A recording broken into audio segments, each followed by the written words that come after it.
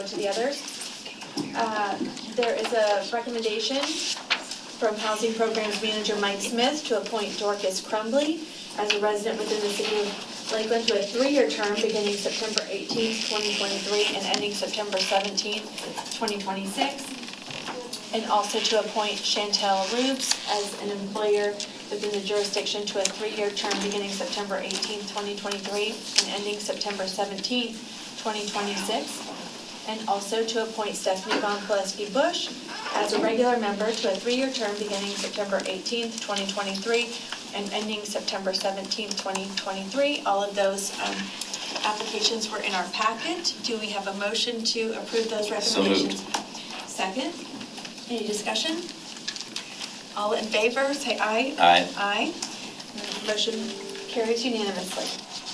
On the CRA Advisory Board, we have a recommendation from CRA Manager Valerie Farrell to appoint Lynn Simpkins, yay, Lynn, as a Midtown member to a 3-year term beginning September 18th, 2023 and ending October 16th, 2026. Would you like to move the CRA and the pension and the historic separately? No, I think separately. Separately, Yes. okay. So we'll go for, I'll entertain a motion for the CRA Advisory Board recommendation. So moved. Second, any discussion?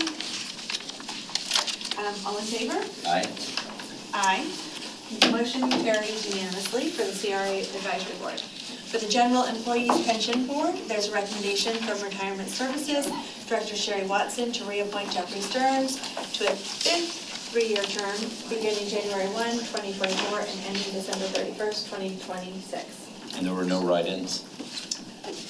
Okay. Motion to approve. Okay, I guess if we have to have Jeffrey Stearns one more term, I think he's stellar. So, okay, Yeah. great. I say aye, and the motion carries unanimously.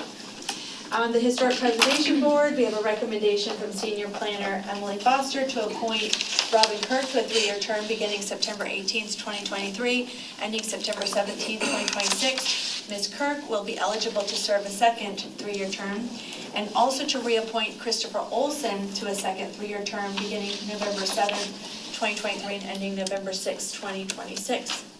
Do I have a motion to accept these recommendations? So moved. Second. Any discussion? Okay, all in favor of these Historic Board Preservation recommendations? Aye. Aye. Motion carries unanimously. The last one is the Public Improvement Endowment Fund. Recommendation from Mayor Bill Mutz to appoint Paul Hatfield to fulfill the unexpired term of David Applin ending December 31st, 2023. Mr. Hatfield will then be appointed to fulfill his first 3-year term beginning January 1, 2024 and ending December 31st, 2026. I have a motion to approve this recommendation for the Public Improvement Endowment Fund. So moved. And this consideration picks up that partial term and then extends it Yes. as we go forward, as you stated. Okay, perfect. Do you second that? I second. And any other discussion? All those in favor? Aye. Aye. Motion carries unanimously. And for information only, the Civil Service Board elected Dave Ramsey as the 7th board member. This position is elected by the 3 members elected by employees and the 3 members appointed by the City Commission. And Lakeland Downtown Development Authority, Landon Wesley Beck and Fred Eric Belbin have been elected without opposition to serve on the LDVA board. They both shall serve a 3-year term commencing January 1, 2024 and ending December 31st, 2026. There's no action on those 2 items, it's information only. And as usual, we just always want to encourage people to go to our website and look at the openings on our different boards and committees and always apply even if there's not openings, because it's like with Dave Applin, sometimes you can't finish your term and you need to fill in terms. So we're always excited to get citizens filling in applications and participating in our municipal boards. And I think your appeal has actually been very helpful because we're getting a lot of recommendations, a lot of signups, and other choices to work from. And it's wonderful to see the quality of the individuals in the community that want to participate. Mm-hmm. And so if you didn't get assigned, you have one slot here and there as they go along. Be patient, make sure that you are representative on all the places that you have an interest and feel you can contribute. It is, and it's interesting reading the applications. You know, one of our gentlemen worked on Bill Gates's house, so I was like, oh, well, that's a unique qualification. But so we just love, you know, hearing about people moving into town. Yes. Sometimes they fill out an application and they're new to the town, new to Lakeland, so. And they want to dive in, and that's great. So if there, any other business? No, ma'am. Okay, then meeting adjourned. So our meeting is adjourned. We have 5 minutes until we start our agenda study. Where is it? That's right, we wait, right? We have to go back with one. It's really cute music.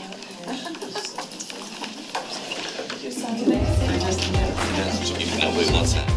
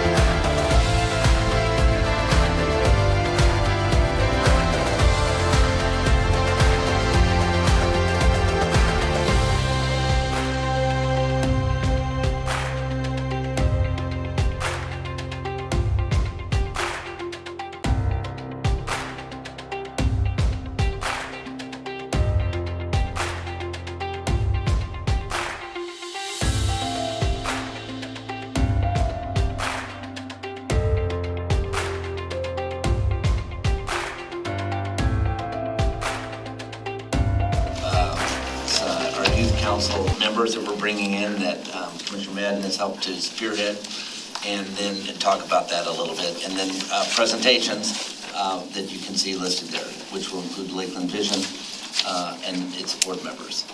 Then we will have a Constitution Week proclamation, which is our only proclamation, and 3 approval minutes that are on the consent agendas, which include municipal utilities, the city commission, and then items 4A and 5A. So let's take 4A first, which is out of the CRA. So Valerie, if you would like to just kind of, or however you want to. Mr. Mayor, I'll take that one. It's related to insurances, and so Valerie is here to help with any questions, but it's a pretty straightforward item. This is a recommendation regarding the renewal of insurance for the CRA, and this is for property, general and professional liability, and also cyber liability. This completes the annual review process of these insurance policies for fiscal year 2024. Florida Municipal Insurance Trust has been the insurance carrier since 2019. Property coverage covers property with structures on it. General liability covers all of the CRA-owned property locations, and cyber liability is required coverage for general liability policy holders. Florida property insurance rates have dramatically increased in 2023, while capacity has become scarce, and so the market is not favorable at this time. The increases that we are experiencing for property compared to last year's total premium, which was $31,569. This year, it would be $52,564. So a significant increase there. For general and professional liability, it's a slight decrease from $5,596 to $5,553, and for cyber liability, a slight increase from $535 to $562. And so staff recommends that the City Commission, as the governing body of the CRA, approve renewing these policies as presented with Florida Municipal Insurance Trust at the premium that was presented with an October 1st, 2023 effective date. One question, is the 40% reflective of anybody else's property insurance increases? Joyce. Yes, and I have our broker with me here today because there are such a big change in the property coverage premiums that are going around in everything that we've looked at in our renewal, so. Yeah, I'd say that's definitely reflective of what we're seeing. We're seeing it can vary dramatically, but that, starting point is probably 30-40% on up to, we've seen costs double and even more. And, we may get into this more in the other agenda item. Decisions need to be made.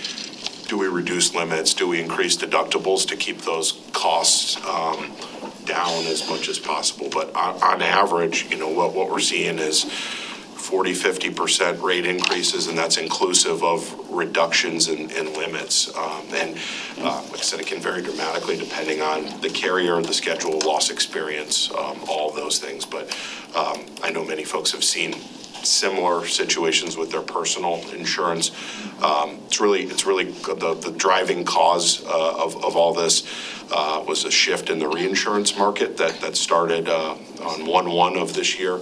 The losses that happened as a result of Hurricane Ian caused reinsurers, who are the carriers that insure insurance companies, to pull back capacity, raise their attachment points, and in some cases double or more their premiums, which then changes the ability that the direct writing insurance companies have to provide insurance. They then in turn do the same, will provide less coverage, higher deductibles, and to put together a program, you may need 20 carriers where you needed 8 last year, and that each layer just adds additional cost. And even with a trust like the Florida Municipal Insurance Trust, they have reinsurance that they buy, and those costs increase, and that's really what's driving all of this.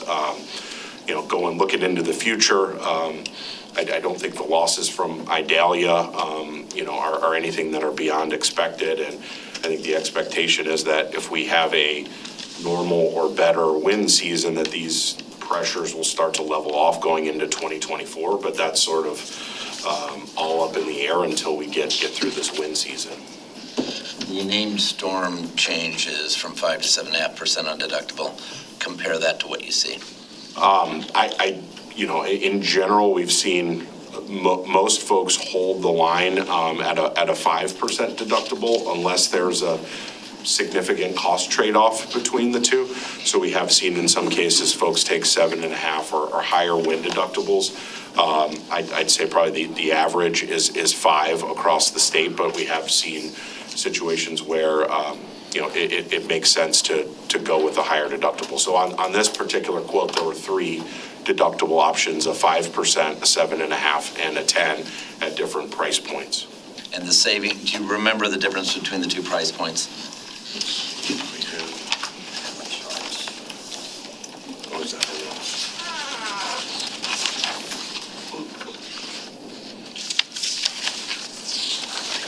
Hold that up in just a second here. Other questions?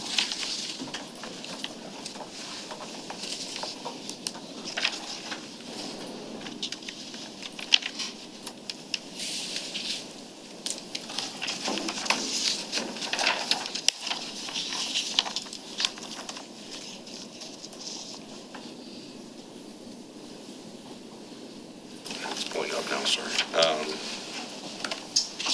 So the premium difference between the two, the total cost at a 5% deductible would be $59,061, and the 7.5% deductible, $52,564. So about a $6,500 or a 13% roughly premium difference by going from the 5 to the 7.5. So if the 5% wanted to be kept, it would be roughly an additional $6,500 in premium.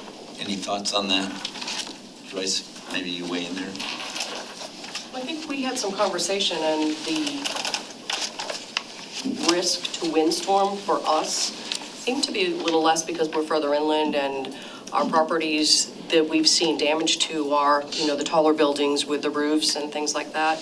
So we felt that really wasn't significant enough to make that additional premium. So we'll see how we pan out through this season. Okay. Commissioner Music. What is the value of the properties? Excuse me. 10 million? It's just over 10 million total value. 10,080,910. Statutorily, if we were able to, are we allowed to self-insure? You can self-insure if you chose to. The challenge comes in is that there are certain requirements from FEMA to receive reimbursement. And so a couple of those things are, if a building has received FEMA assistance in the past and does not have coverage, then you're not eligible to receive future FEMA assistance if you don't have insurance obtained and maintained for that location. Another issue becomes if you truly are self-insured, FEMA may look at that as self-insurance and not necessarily, there may be an argument or a situation where you wouldn't be able to receive FEMA reimbursement. So we've seen clients that have taken, let's say they buy $50 million of insurance, but they decide to self-insure half of that.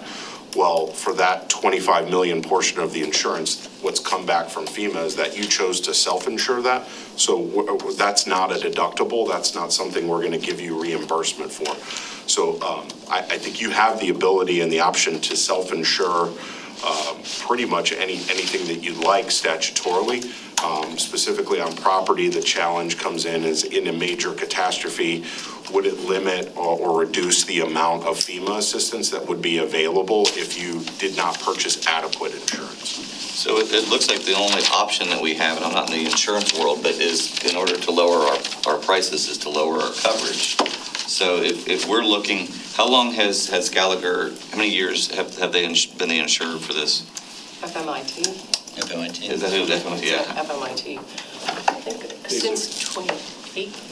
It's been 5 years or so. So prior to them taking over, we had some standard insurance companies on it, and the market got to a point where the FMIT trust was just a much better price and coverage deal than was available from any of the rest of the marketplace, and it continues to be at this time. So when we've looked at pricing this out with standard insurance markets, and a lot of this has to do with the type of construction and, the size of this particular schedule separated out. It's roughly a rate of about 52 cents per $100 in values. You'd see a substantially higher rate if we did not have it with this trust arrangement. Since 2019, has the rate gone up every time we've done it? Has there ever been a drop? There's never been a Yeah, drop. because that's what, whenever I'm, insuring a property we own or something like that, it's always, well, if we don't have a big windstorm, if we don't have this, but we don't have a windstorm every single year, but I haven't seen anything ever go down. So, There's been a period of time, so in the market cycle, if you look at, up until I'd say 2018, 2019, the 3 or 4 years preceding that, there were substantial rate reductions. So and we could put together a chart of kind of what that looks like, but we've had, just like any other market, periods of ebbs and flows where things have gone down and then gone up again. There have been times in the past 5, 10, 15 years where those market cycles have come down.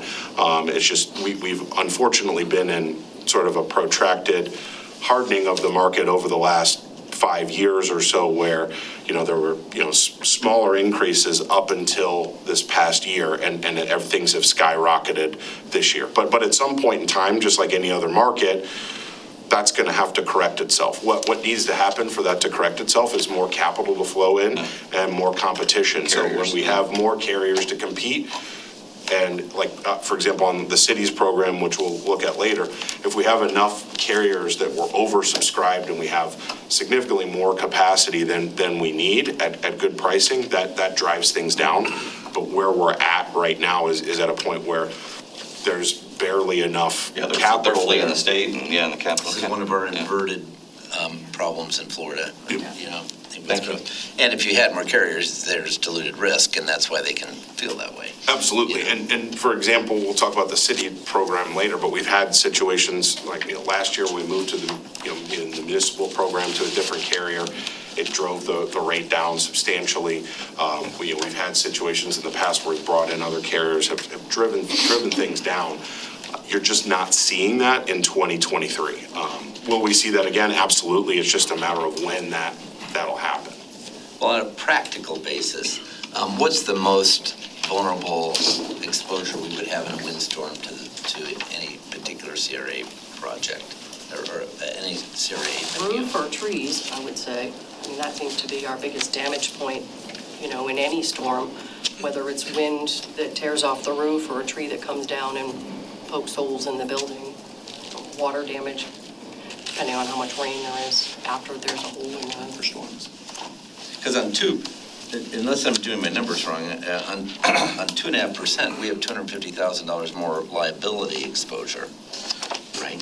For a windstorm, yes. Windstorm. For a windstorm, yeah. In a period of time where we don't seem to have decreasing amount of windstorms, we seem to have an increasing amount of windstorms. That's a big spread for $7,000. So the option to go in either direction is there and available. Wanted to be able to present that. That's a good point. Thoughts? When you say it's widespread, just clarify that. Well, for $7,000, we eliminate $252,000 worth of deductible exposure that we have to pay on a windstorm. So it's a lot of money. I mean, the insurance is nothing but a gamble anyway against Right. catastrophic events, and due to great respect. And it's a comprehensive way to protect. True. And so you're talking about probabilities. I guess that's why facility-wise, what is the singular, what would be the most exposed thing that we own due to windstorm as a single site? In our review of the premiums, I think my recommendation to go to 7.5% was we, at the CRA, could absorb that deductible and lessen the premiums per location, because these are pass-through costs to tenants. Each of these properties are not occupied by any city staff, CRA staff. These are tenant-occupied buildings, and these are pass-through costs. So the increase in premium is not only hitting the CRA funds, it's hitting the tenants as well. We're trying to find ways to mitigate costs on both ends. So we picked a middle approach that would offset costs on both ends. But that CRA increase to those tenants divided over $7,000 is not super material. But their premium per location is an annualized, it's spread out between each of them. Thoughts by Commissioner? So, yeah, because I would lean your direction for sure, but if there is a loss at a particular site, the paying tenant, are they responsible for any costs, or does it all go back on the CRA? All back to the CRA for the building loss, anything So I that's would have a within the tendency building to is. protect us more than I would the tenant personally. So protect tenants is what he means, but we want to make sure that we're being prudent with the total exposure available. Other thoughts? Other comments? Well, I'm just thinking of the tenants as well. I don't know where they are as far as it says what's their threshold? What else is increasing for them? The electric going up and with all the other costs going up. Are any of them on the verge of this is the make or break on whether they can pay their rent? I can't answer that, because they don't know what these premiums are yet. We haven't had that discussion. Okay. Commissioner Simmons, thoughts? No. Commissioner McCarley? I'm just trying to look at it like that. I'm fine, you can keep going. Yes, Can I ask you're a a good question? person to ask. I'm just curious, are you required to pass along those costs? It's All written the in costs. their lease contracts. So it's not required, we can waive that. Well, I guess what if As structured. playing off what the mayor's saying, if you're just trying to mitigate costs, maybe we absorb the additional between the 5 and the 7.5, saves us on the 250, and we're not necessarily passing that piece on. It maybe does all of those things, protects the renters as well. So I'm sorry, I'm just thinking out I loud. like I that. think it's a nice compromise. There too. Yeah. That's a great thought. So then would what we'd like to see be brought to the meeting on Monday, a comparison between the two? And so we have time to think about it and talk about it this weekend, either, which you really effectively have, we just add a column in this, making a decision between either 5 or 7.5%. And that doesn't change anything for you, does it? No, not at all. No, we're on a fee basis, so none of this Okay. impacts us. Just looking for any downsides. City Manager Strauss, any thoughts on that? No, we can certainly bring those options. We can take this off consent and, commission can consider that, before Monday and then even at the meeting on Monday. So, Okay. I think there's several options to be considered. Okay, is that all right? Okay, that's what we'll do. Okay, great. I'm worthy of a premonition or having a big storm Well, coming up. I'm just looking back at, I'm not trying to get into climate control at all in this conversation, but, we certainly have a Look tendency. back at today's It day, doesn't seem to be oh my decreasing. gosh, we had the chance to do that. Right, and it's a big differential for a very small increment materially in cost. And especially if it's divided, even if it weren't reabsorbed, which we do also out of this area funds, and I think that's a good thought. Okay, so the next consent item is City Manager 5A on life extension clinics. Yes, sir. This is a recommendation regarding the life extension clinics for firefighter annual physicals. The current collective bargaining agreement provides for annual firefighter physicals performed by LifeScan Wellness Centers or another mutually agreed upon provider. LifeScan has provided these physicals since February 2021. Firefighter physicals are an important element in the city's annual occupational evaluation to assist with early detection and the prevention of occupational related diseases. LifeScan provides on-site same-day examinations at a city location, which reduces the time that a firefighter is out of service while receiving the evaluation. Each exam has the added benefit of an ultrasound imaging assessment of the internal organs and cardiovascular system. The cost of each physical exam is $455, and not the current, but the previous contract, I believe it was. This was something that the IAFF really wanted, and there was a lot of negotiation in that, and the city has been working to try to ensure that the provider doesn't have the ability necessarily to drastically increase the cost for those services. So And this was the cost you were expecting about, wasn't it? it is, and I'll, in a moment, Mr. Mayor, I'd like to speak to that, but the recommendation is to execute the agreement with LifeScan Wellness Centers for those firefighter annual physicals. It would begin October 1, 2023, and would run through September 30th, 2025, at an annual cost effective January 1, 2024 of $87,815 in total, and then would have a CPI urban increase that would be the cap for that effective January 1, 2025. And so I want to recognize our Assistant City Manager, Rob Hernandez. I've talked to everyone about his vast experience, and so we were receiving quotes that were greater than this.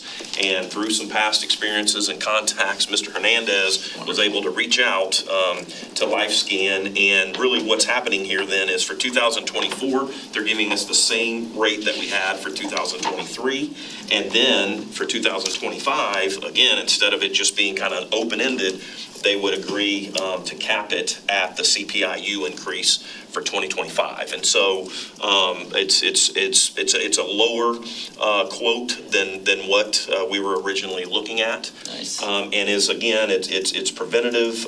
It's something that the firefighters really want. It does help us with some of those, risk exposures as well. Educate us, first of all, Assistant City Manager Hernandez, on CPIU, because that's new, at least for me. So, Mr. Mayor, through the manager, the CPIU is a common cost escalator that is used in local government to provide for some normalcy in cost escalation. And so, like the city manager said, our previous agreement did not have any cost containment in subsequent years, and so the vendor could submit whatever cost escalator they felt was necessary. They did that, and we objected to the increased costs, and so we negotiated using a standard factor that would cap our future cost increases. Does it tend to follow CPI? Yes. Yeah, and Mr. Mayor, I apologize, I know Commissioner McCarley always brings this up. I gave the acronym CPI. I explained to you, which is urban, but CPI is the Consumer Price Index, and there's various different indices, and this is would be the urban related. All urban consumers. Okay. I just haven't ever looked at that differently. Okay. It's all items less food and energy. It's more of a levelized CPI. We put them in a lot of our contracts. And up until recently, it's been around like 3% or so, but in the last year, with inflation being crazy, I think it's been coming in around 8%. Yeah, it got silly high. All the CPIs went silly high, so, yeah. Yeah, but CPIU is one of the more common CPIs that people will track. Interesting. And this accomplishes everything that you want to have scanned, Chief Riley? Yes, sir, and I would share with the group that the reason this was really important for us is because the two biggest killer of firefighters is cardiac and cancer, and this addresses both. And I can't even tell you how many cardiac issues have been detected and treated and were good, but to date we've had 4 early detection cancers that were treated, and they're in remission and they're good too. So Wow. for me, it pays for itself. It's wonderful. That is great. So- Yes. And it's there we go. optional? Does everyone have to do it? No, it's No. not optional. Okay. So We're regulated by the state to do a Okay. annual firefighter physical. This is just the better choice Yeah. of what we have to offer out there. Do you have people opt out? Many people opt out? They're not allowed to opt out. They're not, that's what, Oh, that's what got it it. says. Missed it. Okay. And before processing this renewal, Joyce did do a survey of the market to determine if we could find another vendor at a lower cost, and we couldn't get anywhere close to Thank you. close to this. Wonderful. Any other questions? So Yes. since it is mandatory, have you ever had any complaints? Does anything seem a privacy risk at all with these tests? No, because we don't get the results. Those results stay with LifeScan and with Everside. And if they have an issue, they don't even really have to tell us what the issue is. They have to take that form to their physician, so the physician knows what the issue is, and then ultimately, in the best case scenario, then they sign off on that and they bring them back to work. But we don't get those results. So they're protected. Correct, that's correct. Yes, Commissioner Simmons. Earlier, you mentioned about the 4 individuals who were in the mission. How'd you find out about that if you don't get the results? Well, they tell us. They're excited. Right, and not to, get too far in the weeds, but there's also the firefighter cancer legislation, and if they're going to apply and receive benefit from that, then we have to know it because we have to process that. But most of the time, they're shouting it from the rooftop that this thing found it, it saved me, and they're very appreciative of us and for you all for allowing them to have it. They can give up HIPAA all day long. And another thing that occurs, Commissioner Simmons, is that, if a firefighter that's subject to the physical, even if it's outside of, cancer or, cardiac related, if something is detected, sometimes it will also include, an inability to return to service until they've gone to their private physician and gotten a release to return back to duty. This is wonderful protection. That's great, and a great job. Okay, on consent still, we're 7A, Appropriation Solid Waste Fund from our Finance Director. Yes, good morning. We have, on the September 5th meeting, we approved a task authorization with Geosyntec for design and permitting services for the solid waste transfer station. This is simply requesting an appropriation of that amount that was approved at $593,981. All right, any questions on that? Leave that on consent? All right. And then our last item is? Second change order to a software licensing consulting agreement with PowerCost Inc. This is a agreement for services that's amongst the Power Pool, and the Power Pool is comprised of Lakeland, OUC, and also the Florida Municipal Power Agency. This is for GenTrader software. We've had an agreement with the Power Pool and PCI since 2005, and this is just a renewal of that agreement. The support services are expiring at the end of October of this year, and the hosting services expires at the end of December 2023. So this would be for a 5-year agreement.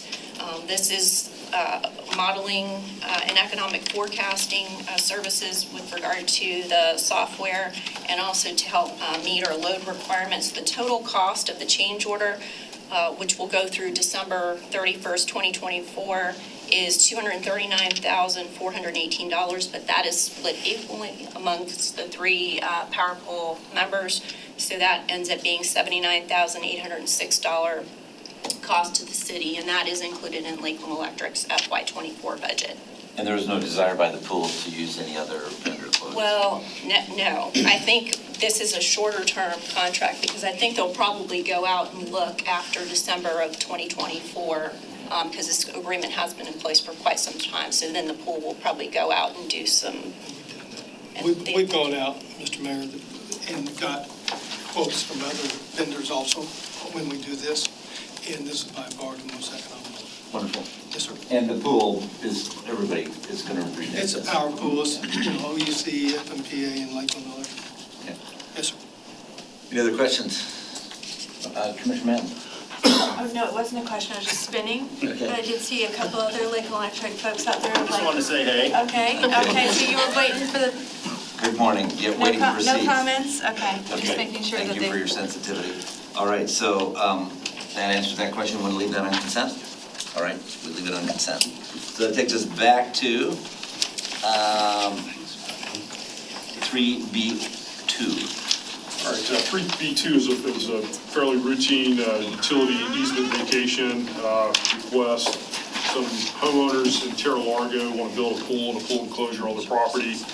That the portion that they want to build it on has a very small clip of an electric utility easement that is interfering with their plans. We polled all the utility providers and nobody has any objection to vacating this very small portion of the utility easement to allow them to move forward. You can see the clip on It's the little corner. on the survey there. Any questions on that? 3. 3 is a proposed resolution adopting amended policies and procedures that will ensure that all the bonds that we issue, the tax exempt bonds that we issue, renew remain tax exempt. It's essentially a requirement that the IRS has imposed. I don't know that it's technically a requirement, it at least helps us if we're ever audited by the IRS. There are basically three requirements that we have to meet in order to maintain the tax exempt status of our bonds. One is we have to spend the money. The IRS does not like you borrowing money just simply to invest the proceeds, so there are spend down requirements. Second, we need to use the funds for the intended purpose, what we're borrowing for. And third, we have to use those funds for a public purpose. We can't build a project and flip it to the private sector, for example. So we have to meet all those requirements to maintain the tax exempt status of our bonds. This policy that we're adopting designates our finance director to monitor and ensure that we're meeting all those requirements, maintain all the records with respect to that. So that is essentially what we're doing here, is just adopting formal procedures and policies, and that will, again, will help us with our relationship with the IRS to have those written policies in place. Great. Any questions on that? Commissioner Simmons? My question is, what's the duration for the time that we have to spend down the money? Do you know? Yeah, most of them are required 24 months, but it's a step down so that you have to spend a certain percentage of the bond proceeds within the first 6 months, 12 months, 18 months, and then 24 months they all have to be spent. And it's all in each bond ordinance that's required. So are we meeting those timetables? Absolutely. Are we ever close to them? Just curious.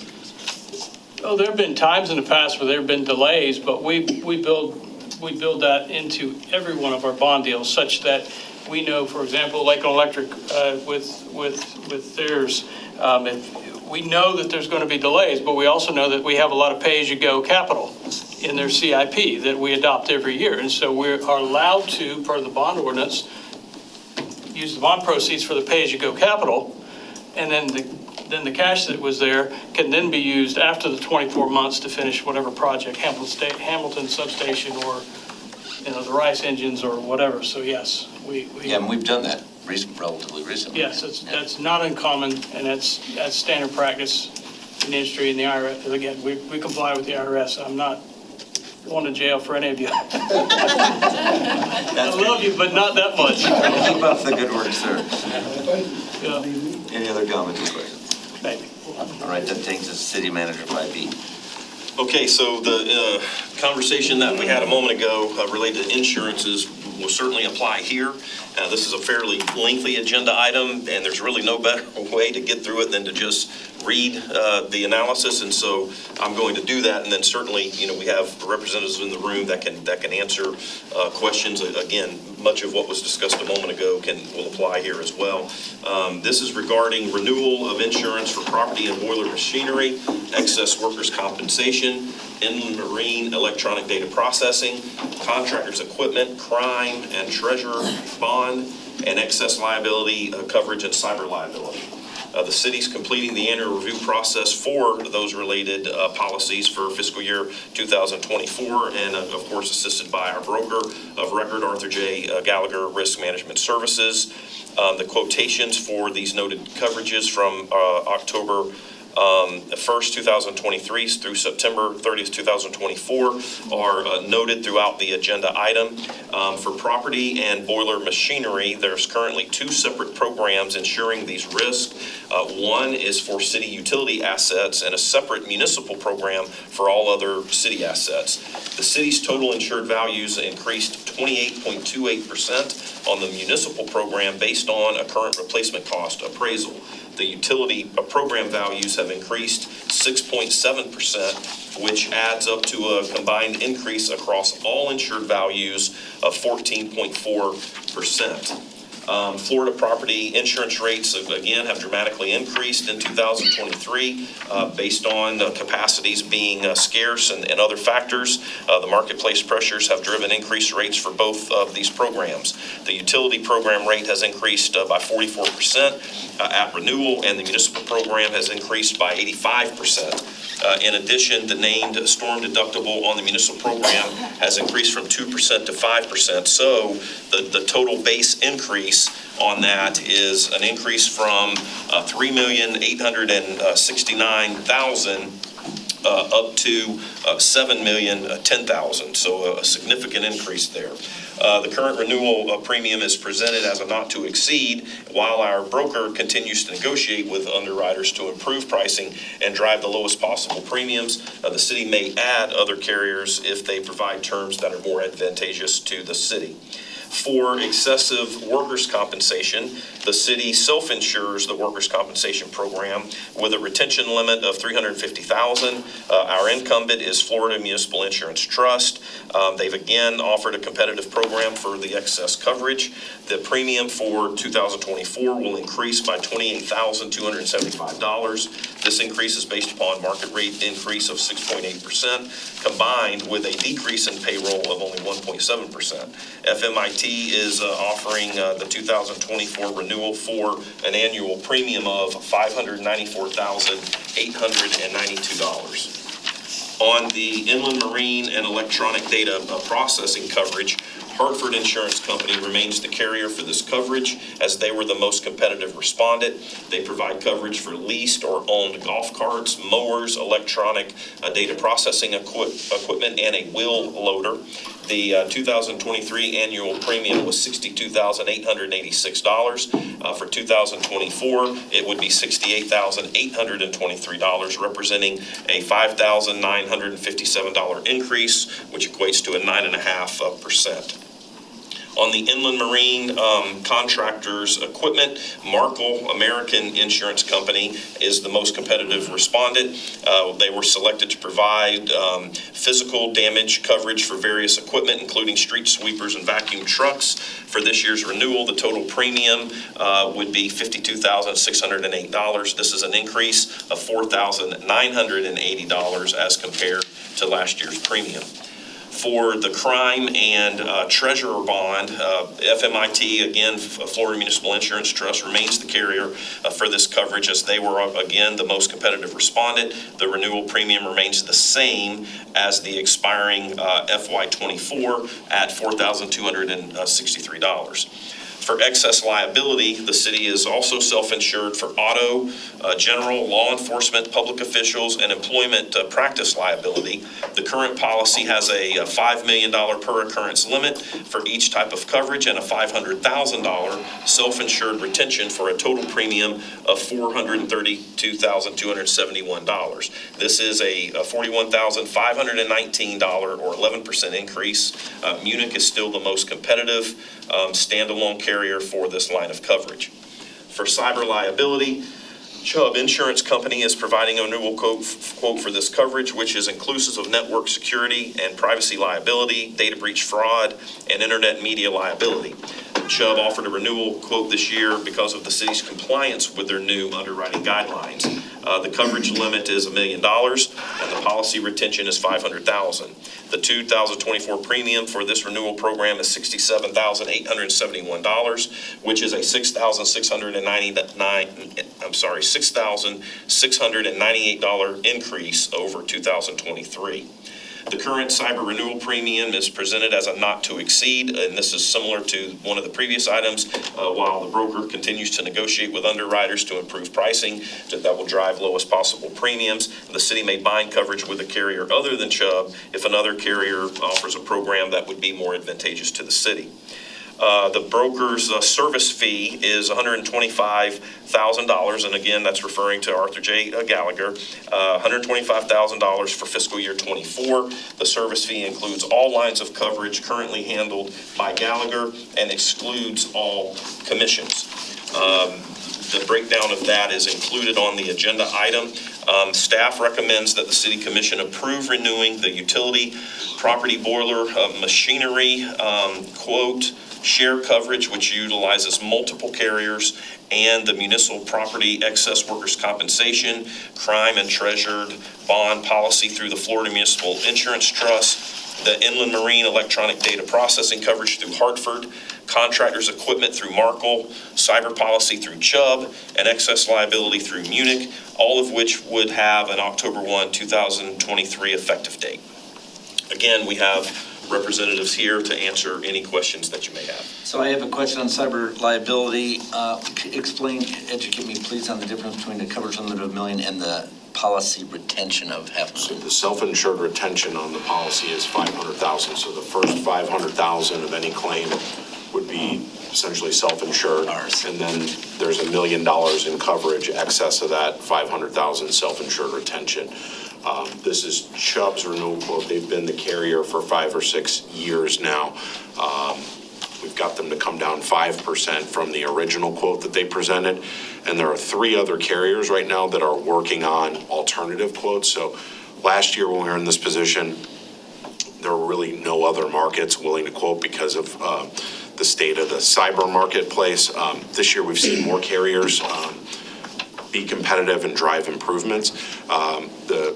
The city's IT department has been very helpful in answering a lot of questions that these markets have that has kind of delayed them getting us quotes. But we've answered everything they've requested and are expecting some other quotes within the next few days that could improve, either reduce the retention, increase the limit, or reduce the premium. So that's why the footnote is in there about not to exceed and potentially using other carriers, because there's a fair likelihood that we may have some other alternative quotes that improve this renewal picture for that line of coverage. Is that retention level typical?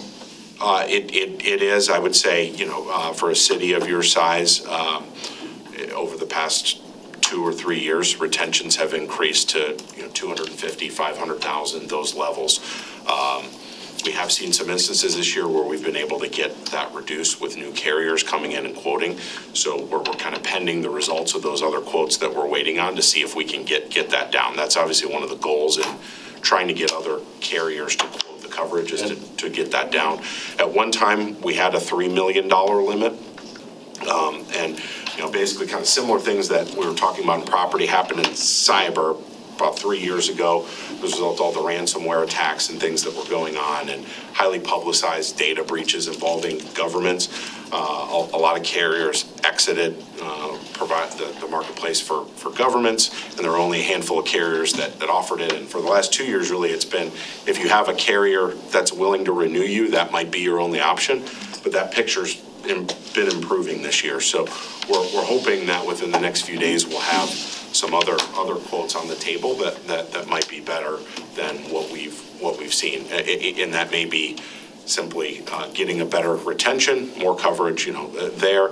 I've had a couple clients this year where we've been able to get for the same price, maybe a $2 million limit with a slightly lower retention, things like that. So it's moving that direction, and it's a TBD from, there's 3 carriers right now that we're expecting should quote and give some options. A 250 and 2 would be wonderful. Just to be sure that we understand this, if we were defrauded through cybersecurity breach, $1.5 million would be our coverage. The first $500,000 of which would be our money. Correct. Okay, so it's $1 million on top of the retention. Correct. Okay, just want to make sure. Questions, Commissioner Madden? Well, on that point, I'm just curious, with, didn't we have legislation that we, like a do not pay ransom? So how does that work into our liability? What does this cover then if it doesn't cover any kind of ransom? So the policy will cover either or at your option, paying a ransom payment or paying the costs required to restore your network and the related costs if you don't pay the ransom. That new law forbids you from paying the ransom, but you're still going to have significant expenses if somebody hijacks your network to restore data, restore systems. So that level of coverage is available for the cost that you would incur to, because usually that bad actor is not going to release the key to get back into your systems without the payment. So you're going to bear all the cost of fixing that yourself. And that's what the policy would cover in that instance. And is Gallagher and these insurance, are they outside the state? Or I'm just curious if it's a state law that prohibits us from paying the ransom, so then that's not a part of the liability coverage. Just curious, you said there was an exit, carriers exited. Did they exit Florida, kind of like because we have so many storms? But it wasn't Florida specifically. If you looked, I think city of Atlanta, city of Baltimore, there were several highly publicized ransomware cases involving governments, city, county, state. And I think part of the the thought from the underwriting community is that, due to procedural budget constraints, things like that, that governmental entities aren't necessarily able to keep up as quickly maybe as private businesses are with new security protections, things of that nature, and then they see the losses with that, and they just say, hey, we're going to target these 3 or 4 industry classes that we're comfortable with, but because of all these publicized losses, we're not interested right now in underwriting governmental entities. But the markets that write this are national and international insurance carriers that write across all states. The law is specific to Florida, but there's also federal guidance out there about not paying ransom and things of that nature. But it doesn't necessarily impact the carriers because their policy is covering you whether you pay ransom or whether you pay your own expenses to fix the problem. Okay. Good question. I was just curious if it was Very a good mitigation strategy, like that the state, whether it was from the insurance perspective, if that state policy was good at large and for insurance or not good. I Doesn't seem think like it that matters. the perception is that it's good, but we haven't necessarily seen a change in pricing or terms relative to that because the carrier's position is, if you are attacked, we still are on the hook for reimbursing you for your costs. And I think in general, the market feedback we get from our cyber practice is that part of what's helped this, help the market start to improve is all the increased security controls that carriers are requiring has improved the safety and security of the policyholders. And then there has been a reduction in some of these instances, I think probably as a result of the Russia-Ukraine war and maybe certain entities directing where they would have attacked on each other.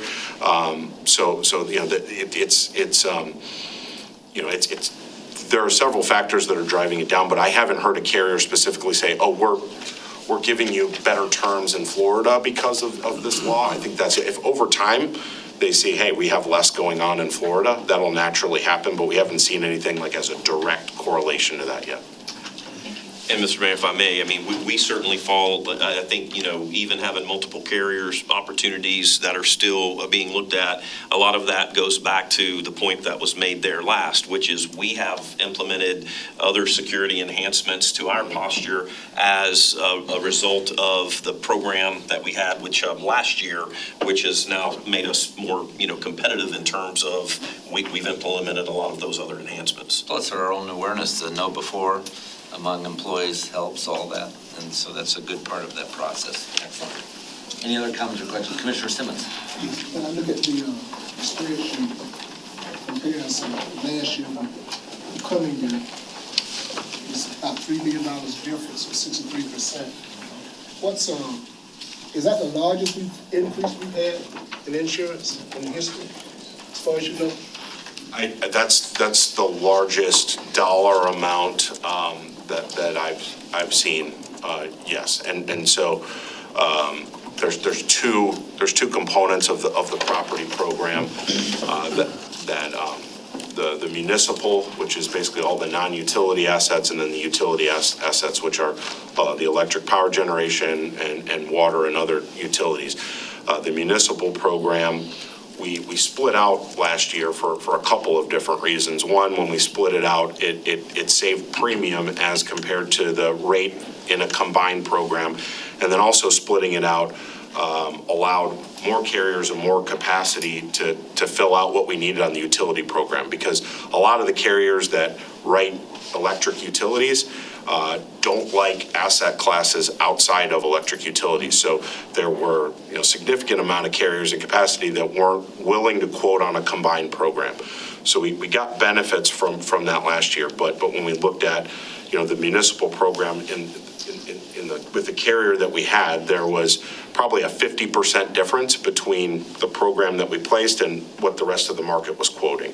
And the whole marketplace has just gone up significantly. So we did the same thing this year, and there's still a gap. The gap has closed, but the next best alternative on the municipal program is about $500,000 more in premium than the renewal that's on here. There are similar to what we talked about with the CRA, we did request a variety of different options that could mitigate that cost. So you could reduce the municipal program renewal is right at about $3 million. That could be reduced by up to $1 million, depending on a selection of limit and deductible. So the cost that is in this agenda item is essentially the renewal with the most coverage at the lowest wind deductible. And then there are tiered options to reduce that, that are available up to $1 million. $1 million savings would, right now, the program has $100 million in wind coverage. That's what's being presented. There are tiered options down to $25 million in wind coverage that would reduce that. This renewal that's presented in here as a 5% named storm deductible. If you could increase that to up to 10. One of the things that we did to assist in looking at those options is there are catastrophe models that can be run on schedules. These are the things the carriers use to model their risk and potential losses. And so we ran this model, and there's a benchmark that a lot of carriers and programs look at that basically say, what dollar amount is this property schedule likely to exceed in losses once every 250 years? And that point on the municipal schedule is about $45 million. So the suggestion was made that if you were looking to save cost, that you could probably safely reduce that wind limit from 100 down to 50. And there's no real way of knowing, those models are not. It's a model. Yeah, it's a model. But most other entities that are making similar decisions are using similar tools to make those decisions. So it's a good comparative basis of reducing that. And then on the wind deductible, it's a similar discussion to what we had the CRA, 5%, 7.5%, 10. So this $3 million is highest possible limit, lowest possible deductible, most comparable to the previous program. And there's a chart within the summary in this item that shows the different premiums if you decided to lower your limit or decided to increase your deductible. So that's on the municipal program. On the utility program, there are a variety of carriers on that quota share it. We have about 75% of that program completed. And 25% that we're still negotiating. We had similar drivers on that program, but another big driver is we have a loss, for unit 5 that's on there that is right now reserved by the carriers at $12.5 million. So that pushed some rating. Those utility carriers aren't pushing as much rate for wind as the municipal program is, but they are rating based upon some of the expected equipment breakdown losses. So you have, roughly an 85% increase on the municipal program if you keep all the coverage that's being offered, and then a not to exceed. So that pricing is firm on the municipal program, and then the utility program is at about 44% rate increase. That's not to exceed. We are working, to hope to have that, some level below the not to exceed when all is said and done, because we are still pushing back and negotiating with carriers. We do still have a part of that program that needs to be filled out. So there's some conservatism in that number where hopefully the final product is less. Well, if you're excluding the utilities and the municipal side, you would think the model's not probably very far off, because $50 million on any particular damage, is probably pretty adequate for us municipally. So that's not our area. That's your area to figure out. Do we get any credit for the absence of Unit 3 and the non-presence of RICE? We have. So a lot of that savings has already been captured because those assets have been removed from the program for, I believe, 2 years now. So when that was taken off, there was a proportional amount of reduction in premium for removing it, and then the RICE project is being insured on a separate policy and is not included in the values for this premium. Questions or comments? Any thoughts on the municipal cap, Joyce, from your perspective? Well, I think, again, that depends on what your concern is and storm damage. We did get quite a bit of roof storm damage in Ian, and interestingly enough, that storm hit just before we went over to FMIT and split the program. So that cost still resides with those other carriers that are covering our utility program that had covered the whole one. I talked a little bit with facilities to try and get their gauge on, what is our risk in terms of our buildings and what type of damage does he see when we have the storms. And really, it's the roofs and the trees, as I said before, and it's not catastrophic, thankfully, and, hopefully we don't have a catastrophic storm come through here. But between Irma in 17, we didn't have anything that met our deductible.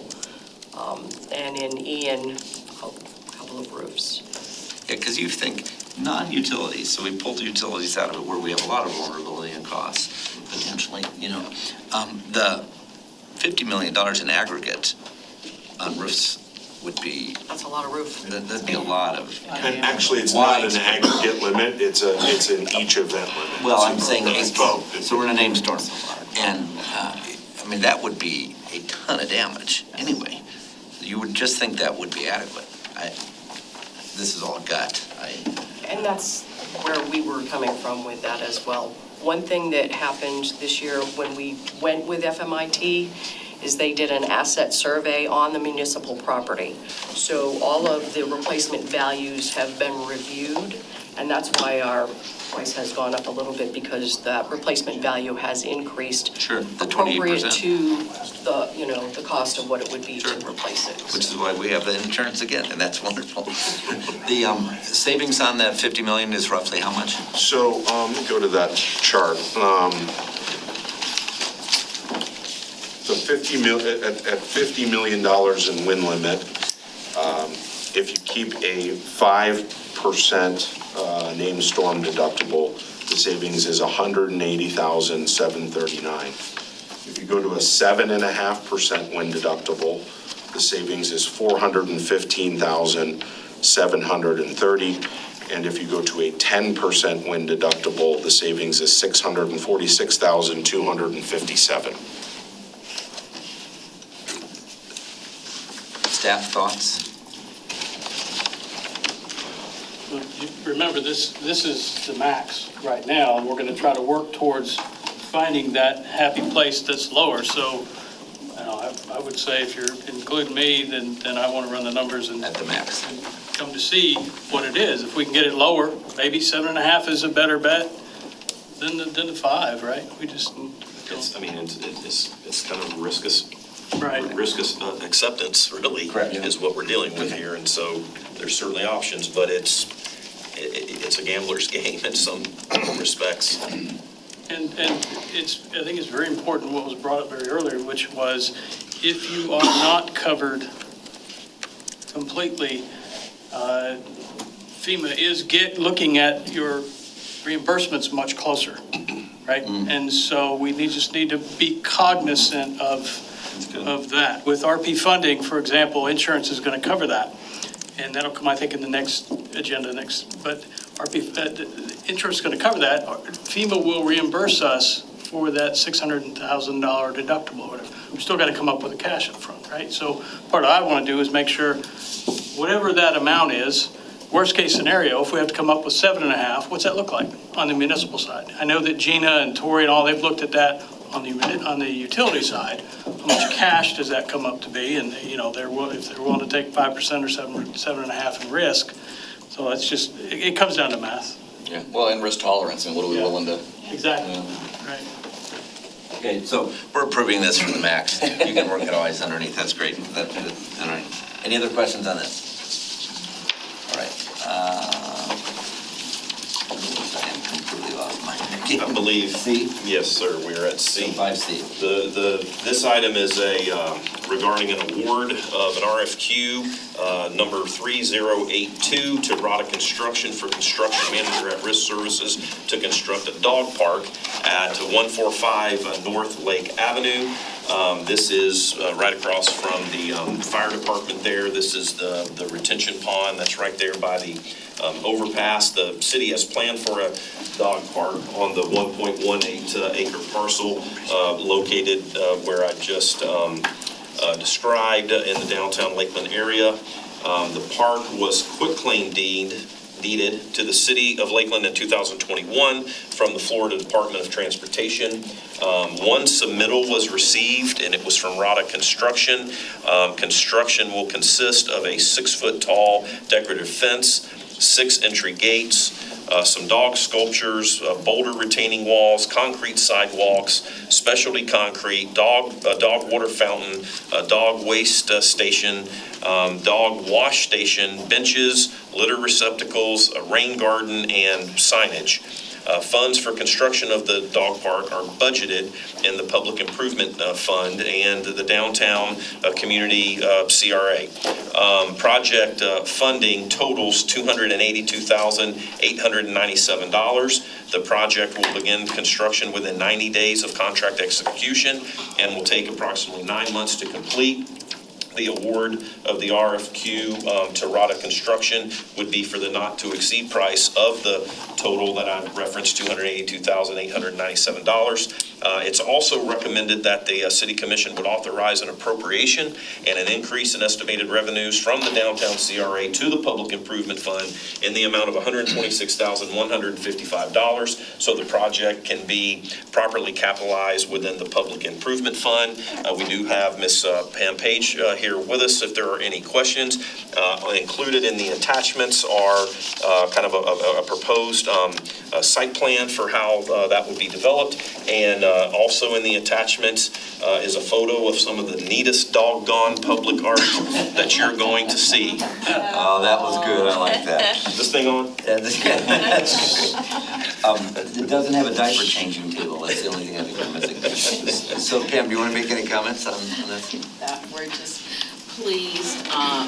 We're working on, we have a very creative name that we have to, Communications is helping us with a logo that we will then copyright, because our most creative ideas these days, we have to copyright. And so We trust you. We'll release the name once we have that completed. So we're excited. This has been going on for a long time. You see that anybody who remembers downtown, 8 years ago, they started, the little dog who was considered the mayor of Lakeland, his name was Sparky. And his owners started raising money to fund the dog park. And so that's a little bit of history, but it's. Well, it's a nice time, and it's less expensive than the first. It is, and there's such a bevy of apartment complexes within a 2-block radius, it'll be heavily utilized. Yes, ma'am. Well, it's repurposing land that nothing was going on or doing anything with, and that's good use. How'd you determine the 6 gates? They're maintenance gates, and we let dogs in, and we contain them, and then there's another gate on the other side, so there are 4 gates there, and then we have maintenance gates as well. Do you have size of dog separations in this one? We do not. Yeah, okay, I didn't see it. Questions? Other comments? Looks great. Does that mean on the CRA side that we should include that in this meeting, or does that come afterwards? Because that's not, in other words, your request for the portion of that budget for maintenance from the CRA funds? It's an appropriation to shore up the additional amount needed in the Public Improvement Fund for the capitalization of the project. It's capital. Capital. Yeah, it's just okay, transferring it to the one project, yeah. No other questions, we'll go on to D. Okay, thank you, Pam. The next item is a task authorization with GeoSyntech Consultants for Lake Parker water quality improvement alternative assessments, and this is Phase 2. The Florida Department of Environmental Protection has identified, as we're all well aware, Lake Parker as a verified impaired waters body because of excess levels of nutrients that do not meet the current state water quality standards. You're familiar with the fact that we had contracted with GeoSyntech Consultants for the first phase of this study, which includes a vacant city-owned parcel of land that's located east of East Lake Parker Drive.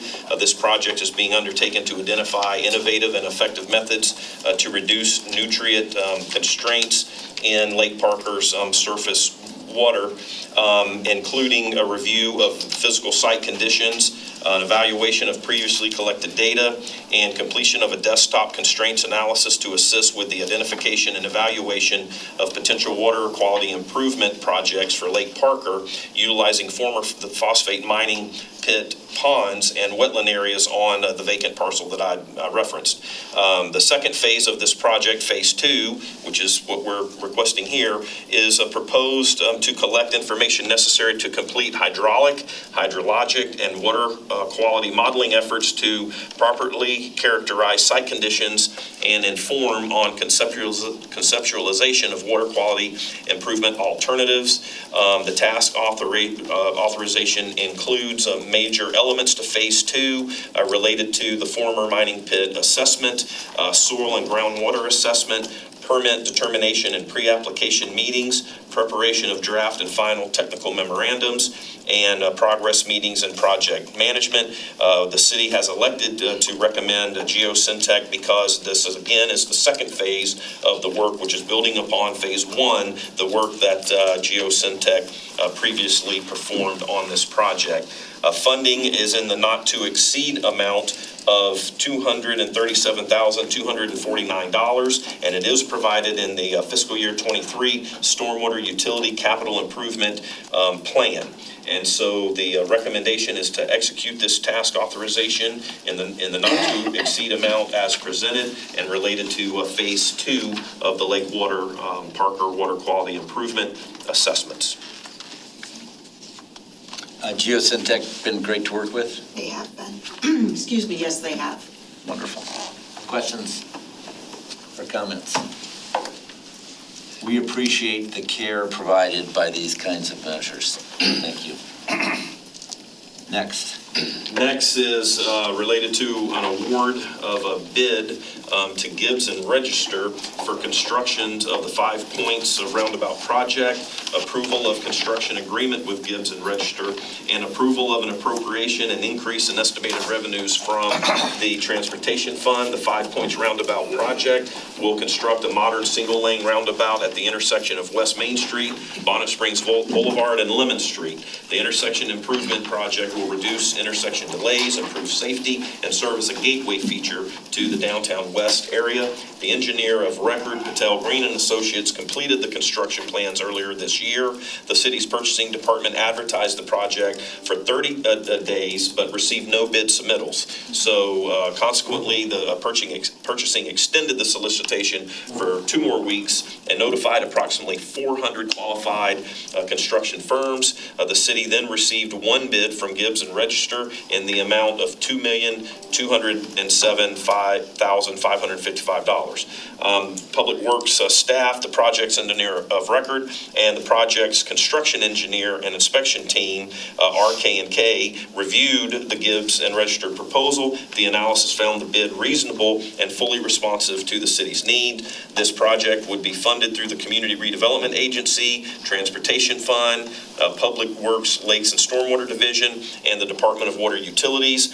An appropriation from the Transportation Fund's unappropriated surplus in the amount of $203,300 is needed to fully fund the construction of the project and to provide about $75,000 in a contingency budget. Staff recommends we authorize the award to Gibbs and Register for the project and authorize the city officials to execute the construction agreement in the amount that has been presented and to authorize the appropriation and increase in estimated revenues from the unappropriated surplus in the transportation fund for the Five Points Roundabout project as presented. And we have staff members in the room that can answer any questions.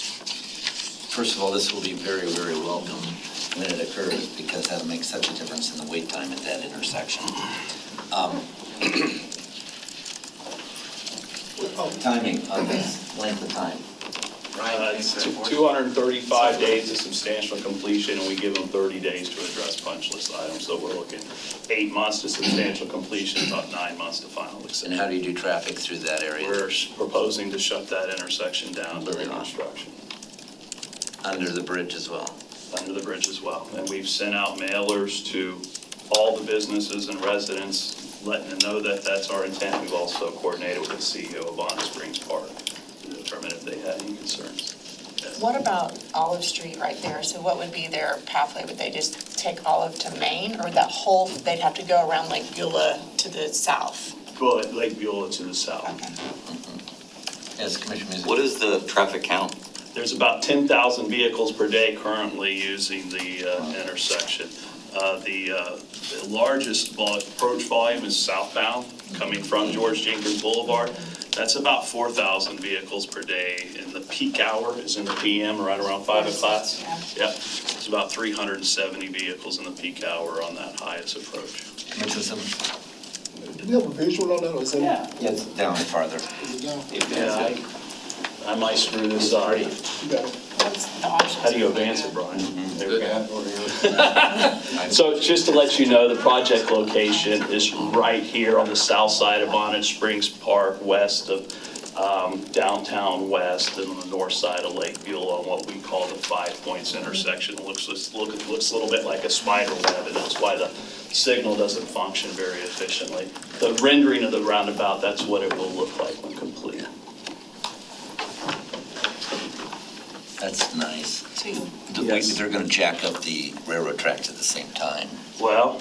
Yep, that's what I was Well, there was a well there. Yeah, I mean, CSX. So we did, when we brought the design contract to you guys, several commissioners expressed a concern about pedestrian and bicycle connectivity in this area, specifically to Bonnet Springs Park. So concurrently with the design effort, we also conducted a multimodal feasibility study to start looking at our options a little bit more in depth for that pedestrian and bicycle connectivity. And more importantly, we didn't want to invest $2 million and like,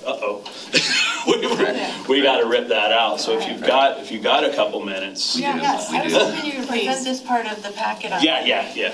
I just wanted to answer your questions. This is my most important part of the packet. Yeah, so kind of start off with, and the study's rather detailed, so I'm going to give you just a 30,000 foot level overview of it. You guys can ask me any questions, but where have we been? So this location, the specific location we're talking about in that rail overpass was identified in FDOT's FAST short-term improvement list evaluation. That was in 2013, so I don't know what short-term, probably should have renamed that joker. So in that document, it recommended either widening that bridge or a complete reconstruction of that bridge, or providing a dedicated pedestrian tunnel.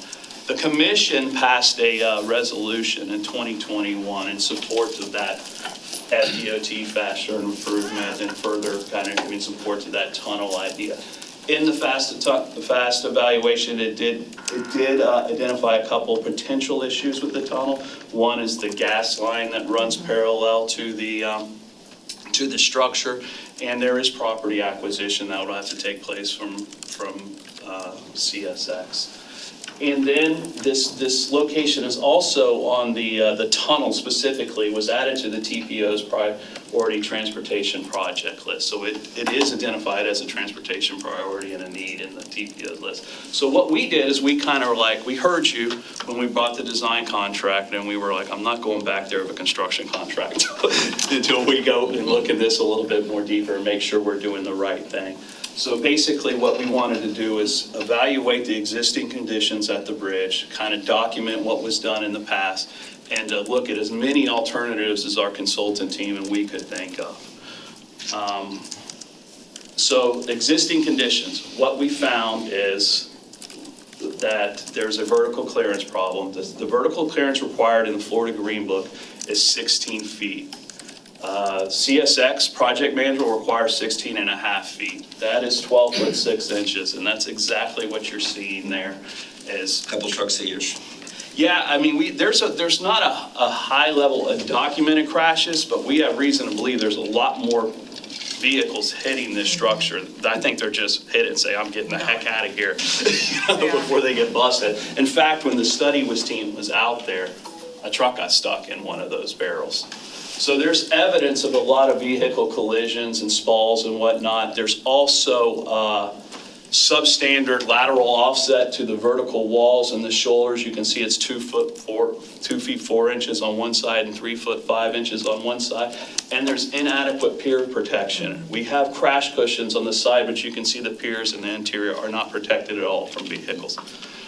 Brian, real quick, how old is that? You know what? I don't know. We tried to get plans from CSX and they would not give them to us. That has to be 50s-ish.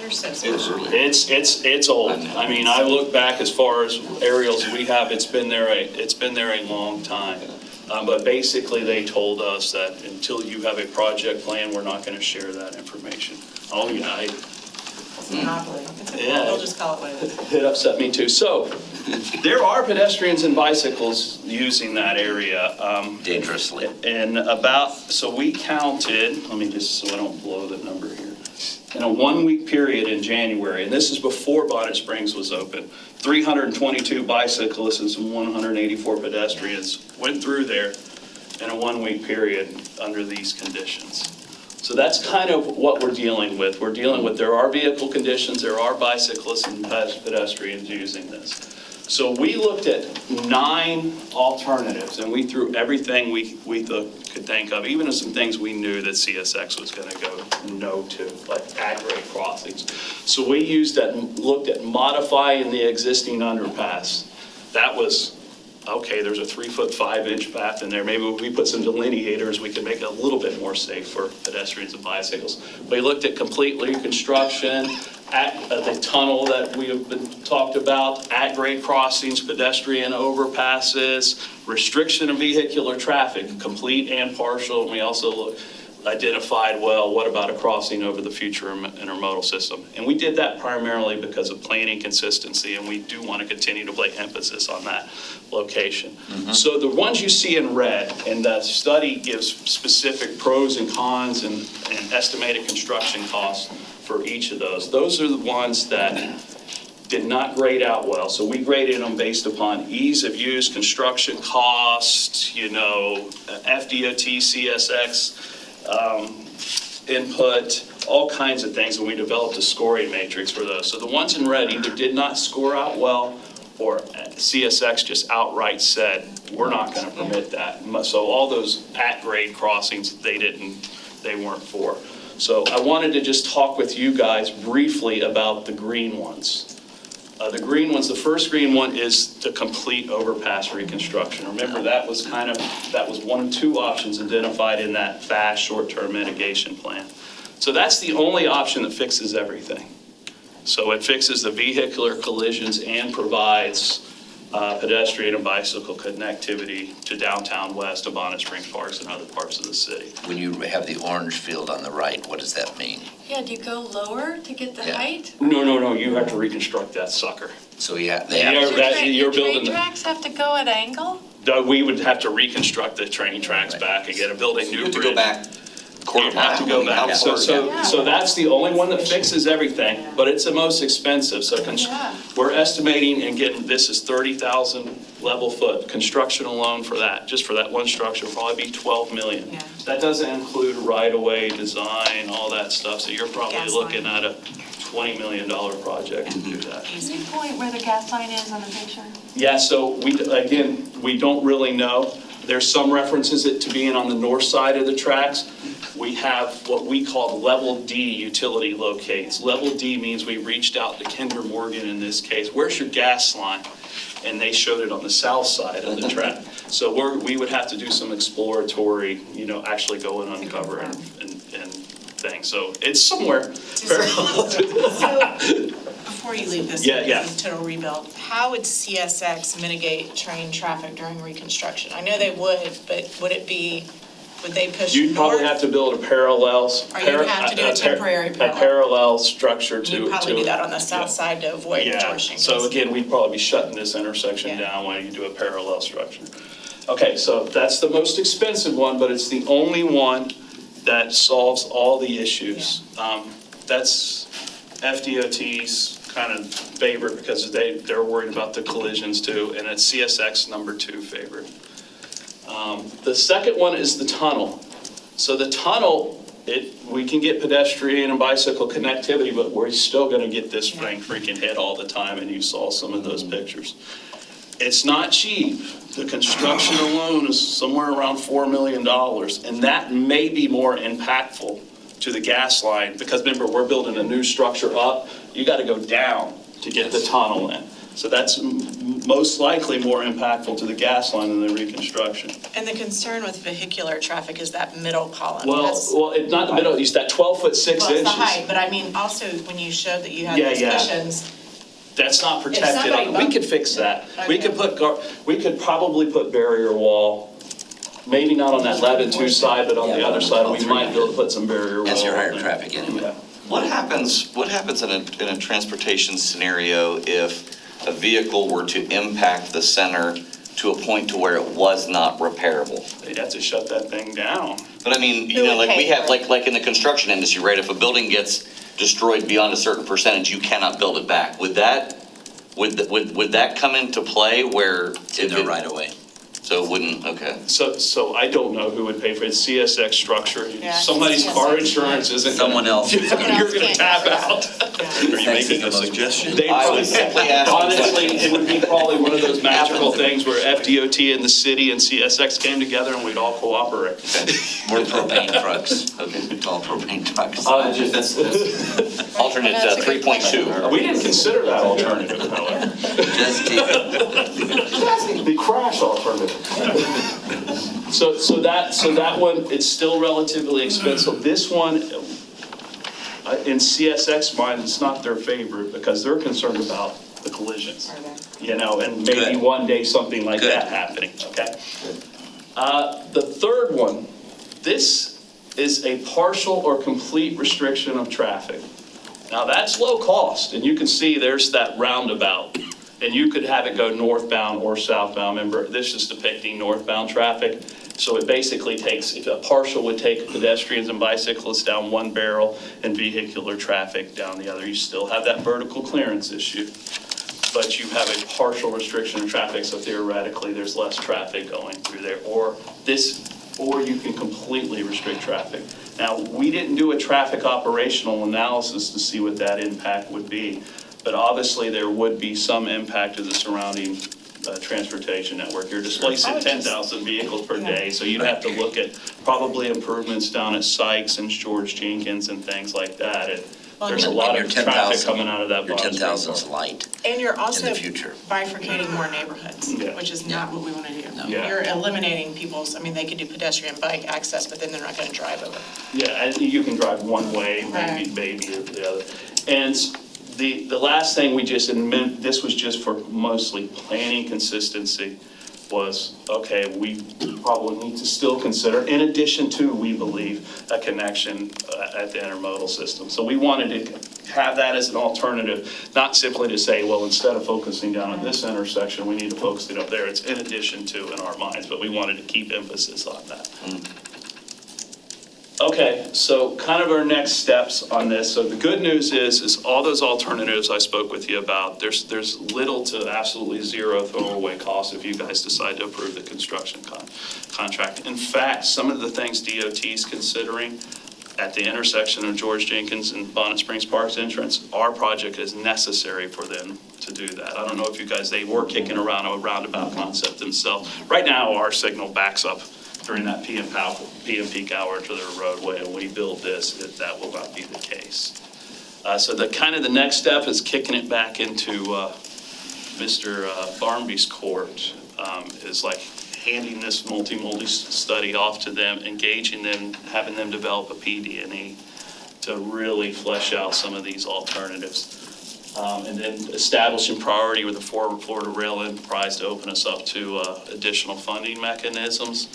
And we probably need to start at some point, if we're serious about doing something, thinking about a local funds practice, because to attract those dollars, because let's get in the game on this. Because everything I showed you, the cheapest thing that you guys were going like that to, the tunnels, probably $6-7 million all told.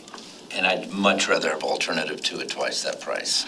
Yeah, it's alternative to it. Don't quote me on that, but, 12 million construction, 20 million real deal. Because you're still left with the failing. Yeah, you're still gonna have all that stuff. Given the investment of Bonnet Springs Park, the absolute best long-term solution is alternative two. Right. So when we're talking about a production cost of $30 million, whatever the number happens to be, with the DOT, with CSX, so is that our cost or that's project cost? That's and then, project cost. Okay, so then us getting some buy-in gets money from other locations. CSX, I even asked, because we met with them and we went over this whole thing, what are your thoughts? They were all for this, but I asked them, well, would you guys participate in that? And they're like, no. And I was like, well, how about donating the right of way? And I was like, well, we don't donate it. And I said, well, you'd be donating it to yourselves. You're not donating it to us, you're donating it back to yourselves, but, they're gonna get a buck if they can get a buck, How much does it cost if their train crashes through? I don't know, a lot. Their liabilities are so protected. There's no entity institutionally that is more protected than CSX. Railroad in general. The railroad, Yeah, I the mean railroad, railroads. yeah. Yes. So when we talk about George, sorry, man. Yeah, well, yes, please. When we talk about George Jenkins, and this is probably a Chuck Bryan question, it's a failing road, isn't it, too? I know the intersection doesn't perform well. I wouldn't say that the through movements on George Jenkins are failing. The intersection does not perform. There's failing approaches at that intersection. Yeah. Now, there's a lot of substandard things about George Jenkins west of this West of that, yeah, that's what I'm saying. So when Yeah. it comes over the hill and people are going on 10, Yeah, and there's then a you lot have of no median in the middle. and Yeah, it's- there's a lot of things that are substandards based on today's, the FDOT, FDN. So how would this help mitigate any of that, you think? What, I mean, for a DOT, I just am thinking in the long-range term, way that we do things out at Lakeland Lunder, and when we roll out a master plan and how the FAA and the FDOT come on board and sort of help support us, is there anything in our thought process of as we are fixing this and working with DOT and, is that gonna help them down the road or help us, the city of Lakeland, down the road? Because I don't know if George Jenkins is a state road. It is. Okay, so It is a state it's road. in their system, just Yes. like 37 is. So DOT, they actually approached us after they had permitted Bonnet Springs Park and it was under construction. And Chuck and I were on the phone with them and they were showing us their roundabout concept for George Jenkins and said, we want to partner with you on this. And we discussed them, we're like, and that looks great, and they said, well, we don't have any funds to put in there. And I was like, well, what did you envision this partnership looking like? It's a good 100% up. Yeah, and their response is, well, we'll introduce you to the park folks. Well, we know them.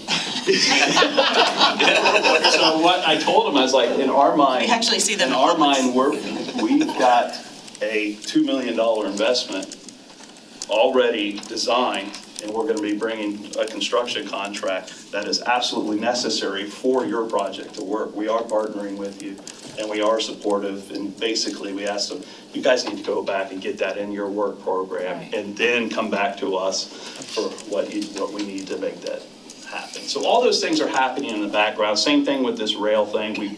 We've sent this multi-multi study over to them and coordinated directly with their rail office. And hey, this is what we're looking at. Do you have any concerns?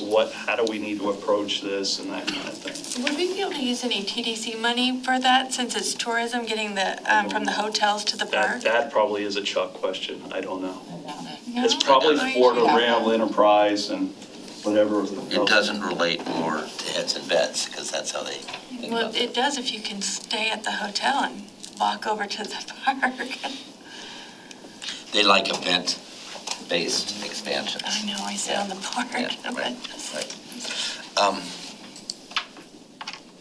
It would be interesting to see if, in light of the $43 million mitigation that's being provided in that area, that the state of Florida is providing, Bonnet Springs Park's private investment, if there might be more attention drawn to finishing out that whole plan at the. Using that as leverage. Yeah, all of that together.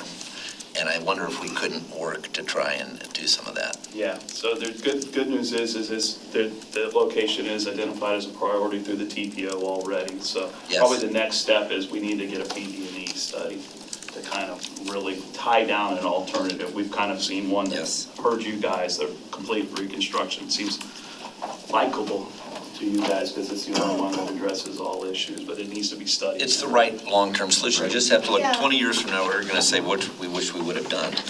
And it's the right way to do this And now. Just, I know they're not providing you what their plan is or whatever, but across the state of Florida, does CSX, are there other intersections like this? Are there other bridges like this? Like, are we only ones saddled with this? There are other ones. Multiple places. Do they never rebuild their bridges? Right, They just do let they them don't? collapse? There are other ones.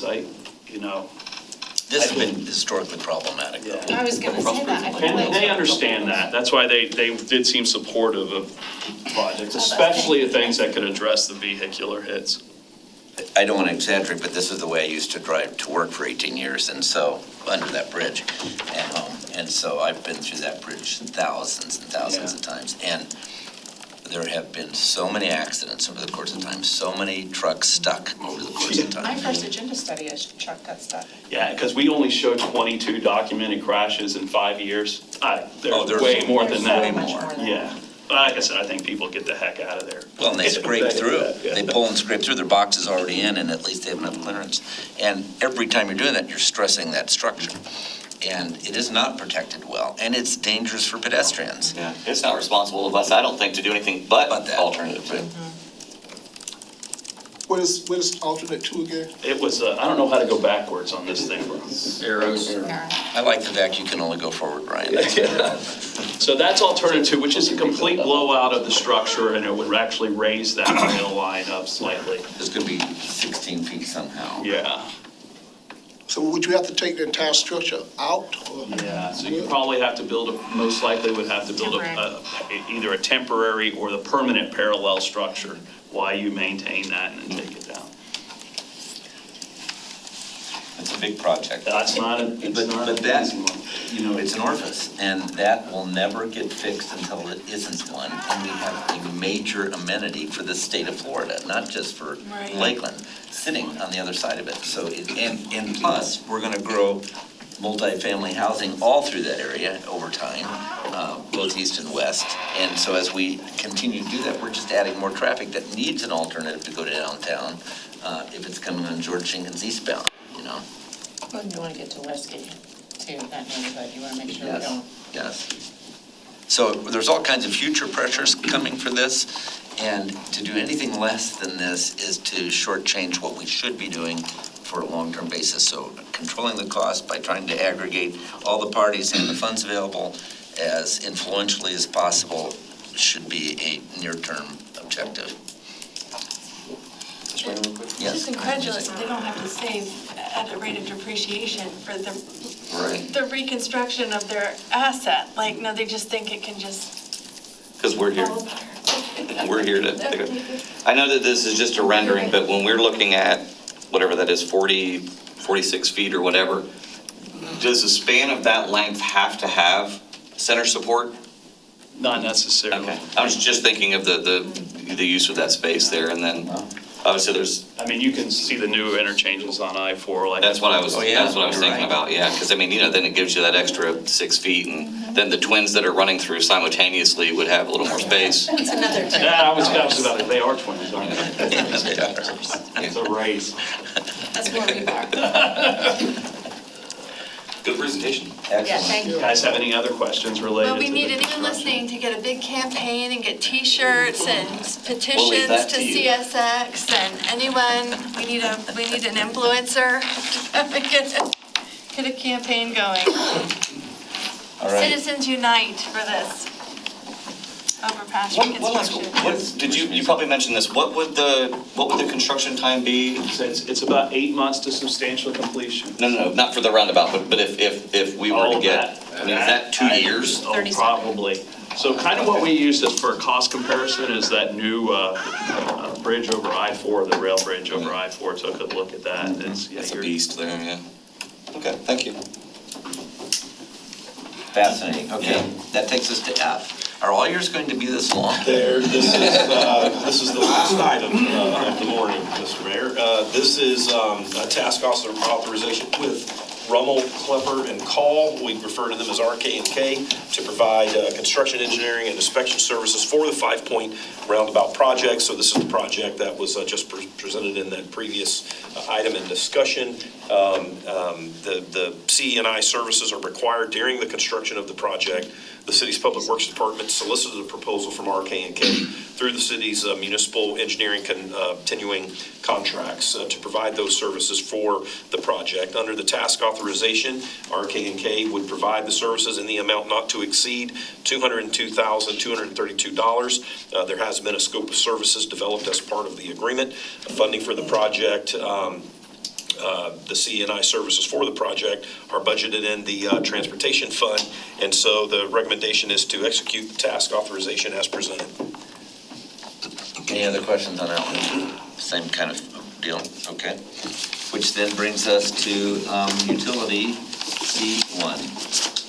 First, Oh, did I just skip? Before the city attorney. I apologize for skipping you, sir. Miscellaneous reports. All right, so the 6B. first item is a funding agreement with Carrefour Supportive Housing and Allegra Flooring LLC in the amount of $685,000 for the development of affordable rental housing community at 225 Griffin Road. That is just east of the Home Depot up there on the north side of Griffin Road.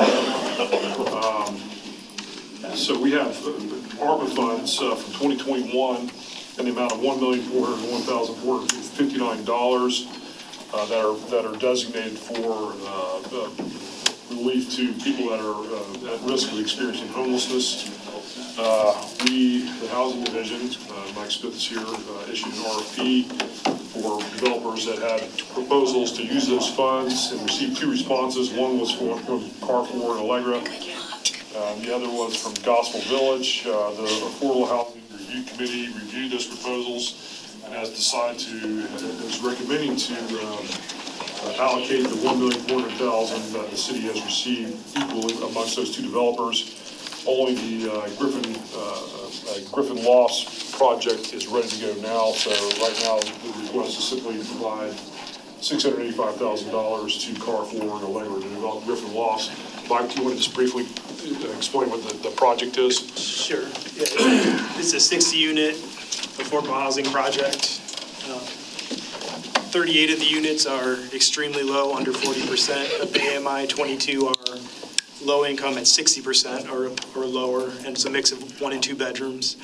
I believe their total estimated costs are about between 20 and 25 million.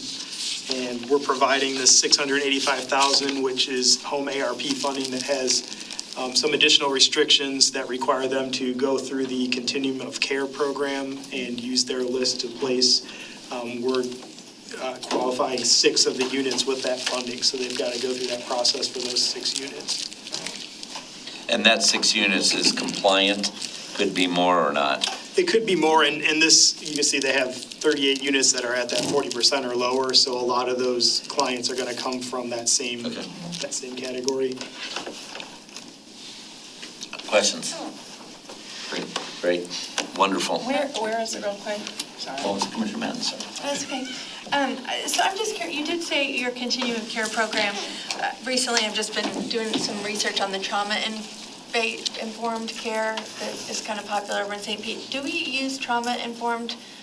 I'm not sure that's one of the categories that specifically is covered. The continuum of care group is primarily those at risk of homelessness, and it's managed by the Homeless Coalition. When Florida Housing puts out RFPs, or this one came through federal home funding, they do target specific areas sometimes, so there may be some where they specifically target that area for an RFP. But this one was specifically geared towards those at risk of homelessness as the category that we put our RFP out for. Because I know sometimes with the federal funds for affordable housing, especially to get homeless housed, that Housing First initiative precludes you from tying funds to anything that requires any kind of wraparound services. So I know that like locally, we've kind of not been supportive of those federal dollars going to a Housing First project because we believe in, the wraparound services and that continuum care. So just, I hadn't really put a lot of a focus on that when we're doing these projects like building brick and mortar. But, I'd hate to find out that, those federal funds are tied to some of those Housing First principles of not allowing the wraparound services. But it sounds like this is not. The home ARP funding had a lot more flexibility and the ability to stack it with other funding. I know that this group is getting funding from other sources as well. I think they have some state funding as well that they're tying in with this. So this one was a lot more open to stacking it with other funding, and that was intentional. It was that Corona ARP money, so they left that open to, try to get projects to come through quickly, and just it was more open to other stuff than it is more restrictive typically. Our main home funding does have a lot more restrictions. Okay. Question. Yes, Commissioner Simmons. Is this project a tax credit project? They did receive some funding through the state tax credit program as well. Do you know how much? I think I have a breakdown on here. They got, I think it's $15 million with a tax credit partner, and they also received about $4 million of sale funding as well through the state. That enables them. 38 million? I'm sorry? How much is the total project? It was about 24 million is their estimate. Okay. At 24 million? About 24 million. And So, 19 million of that 24 million is actually federal. they're getting that from government funding, and that allows them to come in at that 60% or lower. Otherwise, those are the only projects we're getting that come in at that low of an AMI. Otherwise, they're going to be coming in closer to market rate just for them to be able to make their money back. This is why the difficulty of affordable housing, because that takes so much structure to be able to do, and intentionality and almost mission by that developer, that as opposed to just go market rate. And so that's why finding them and making this work and linking them is an imperative, and you guys are doing a great job of doing that. And location-wise, there was a question on that. It's just northeast of where Home Depot is. I think that corner of the building on the bottom there is maybe Home Depot, or it's down the road a little bit. So, yeah, it's just to the east of Florida Avenue. Good white corner, got it. There was another question. Commissioner Music. When a project is like this and they designate that they're going to have certain units at certain prices, is there something legal that locks them in forever to that? Could this project turn in 10 years and become market rate? How does that work? So typically, there's an agreement, and the housing tax credits typically is a 50-year agreement. Okay. So I believe our agreement requires 20 years, but they already are in a 50-year agreement for the majority of their funding. Including their successor buyer. Right. If they were Locks into to the sell, next. they're locked in to that term. So that's the difficulty. That's why the nation's short of them. This is why we have to fight for them, and you are doing a great job of producing them, so thank you. Yeah, that's a great parcel for that, because with Florida or 98 being right there to tie into so many services, back to what you were saying. You bet. Have they started that project? They haven't started construction yet, but they're going through site plan review. They're ready to close on their full funding package within the next 30 days, I think. So they're ready to go. That's every contractor's dream, to be that close to. Yeah, Home Depot. Little conveyor belt over the. What are the timing thoughts on Gospel Village? Do we have any idea? So they're a little bit behind this, but they're also working through, I think they started their site plan review process. They had some changeover in leadership, which I think caused some delays. They were pushing forward and they slowed down a little bit, but they're getting ready to go as well. I'm working with them on their impact fee waivers, and I think they'll be coming along a few months behind this, maybe. Good. Is there at their same location, or is this going to be a second location? Okay. Yeah, it's adjacent to Yeah, adjacent, okay. the current stuff they have. Any other questions? All right. That is, what's next, sir? I was going to address the water pump maintenance contract. Thank you very much. Mike. This is a proposal with Southeast Equipment Services for a water treatment plant high service pump maintenance contract renewal. The water treatment plants and booster stations operate 23 pumps to ensure water pressure flow for Lakeland's distribution system. Due to the size and location of these pumps, special equipment is needed, and every 6 years, each pump is removed, inspected, and repaired if necessary. The city issued an invitation to bid in October 2014 for fiscal year 2015, with the contract also allowing for three-year renewals upon mutual agreement. This proposal is for the third renewal term, and this would be after cost per pump, the city estimates it would be about $150,000 for FY24, which would be the same as FY23. And I think we've got Joe Costine here to answer any kind of the technical questions as far as the what they would be performing. Okay. Questions? Any comments? Yes, Commissioner Simmons. So this is just annual replacement, or how many years you say replacement? This would be a third term for 3 years. 3 year, not replacement every 3 years? Oh, well, not for the replacement. Maintenance. It's, what we take and do is we pull PM every pump every 6 years. Every 6 years? Yes, sir. And our goal is to get 4 pumps per year. Whenever the pump is pulled, of course, we don't know exactly what condition it's in until it's inspected. And this covers the pulling of the pump inspection, and the extra money that's in it, because you can total it, it's not going to be $150,000. It also covers the repair equipment also. Thank you. What do you typically find in those, Joe? Typically, what we've been finding is bearings that are going bad. These are vertical turbine pumps that the top bearing is a rubber grommet, and it's actually lubricated by the flow of the water going through the pump. And on startup of the pump, the top bearing is not immersed, and so it's got a short time that it's not being lubed, and so it's the replacement of that top bearing. But we don't want the top bearing to fail, because if it does fail, then we have a mass failure of the pump, and it's quite expensive. Are these pump parts, are they available? Do you open them up and realize, oh crud, we can't get one of these, or? Periodically, we get into stuff and situations like that, but mainly it's, we've replaced and we keep all of our pumps more up to date to where they're not obsolete. Do you pull and drop another one in? Or is that pump out? That pump is out of service. Our firm capacity for each one of these facilities is actually calculated from the largest single pump out of service. So our capacities allow for one pump to be out of service. Got it. That's a great idea. By the way, Follow up on that, then I apologize if it's in here. What is the turnaround time on pump repair and put back down? Typically, it's about 30 to 60 days. Wow, okay. Very interesting. And thank you so much for that work that we all take for granted. Any other questions on that? All right. All right, the next item is a recommended settlement agreement with Duke Energy that we're bringing to you after an extensive amount of negotiations and study, as Joe can attest to. So Duke has a project to build a new 230 kV transmission line from their facility in Auburndale to a Kathleen substation, which is way up on North 98, past where it becomes 2-lane.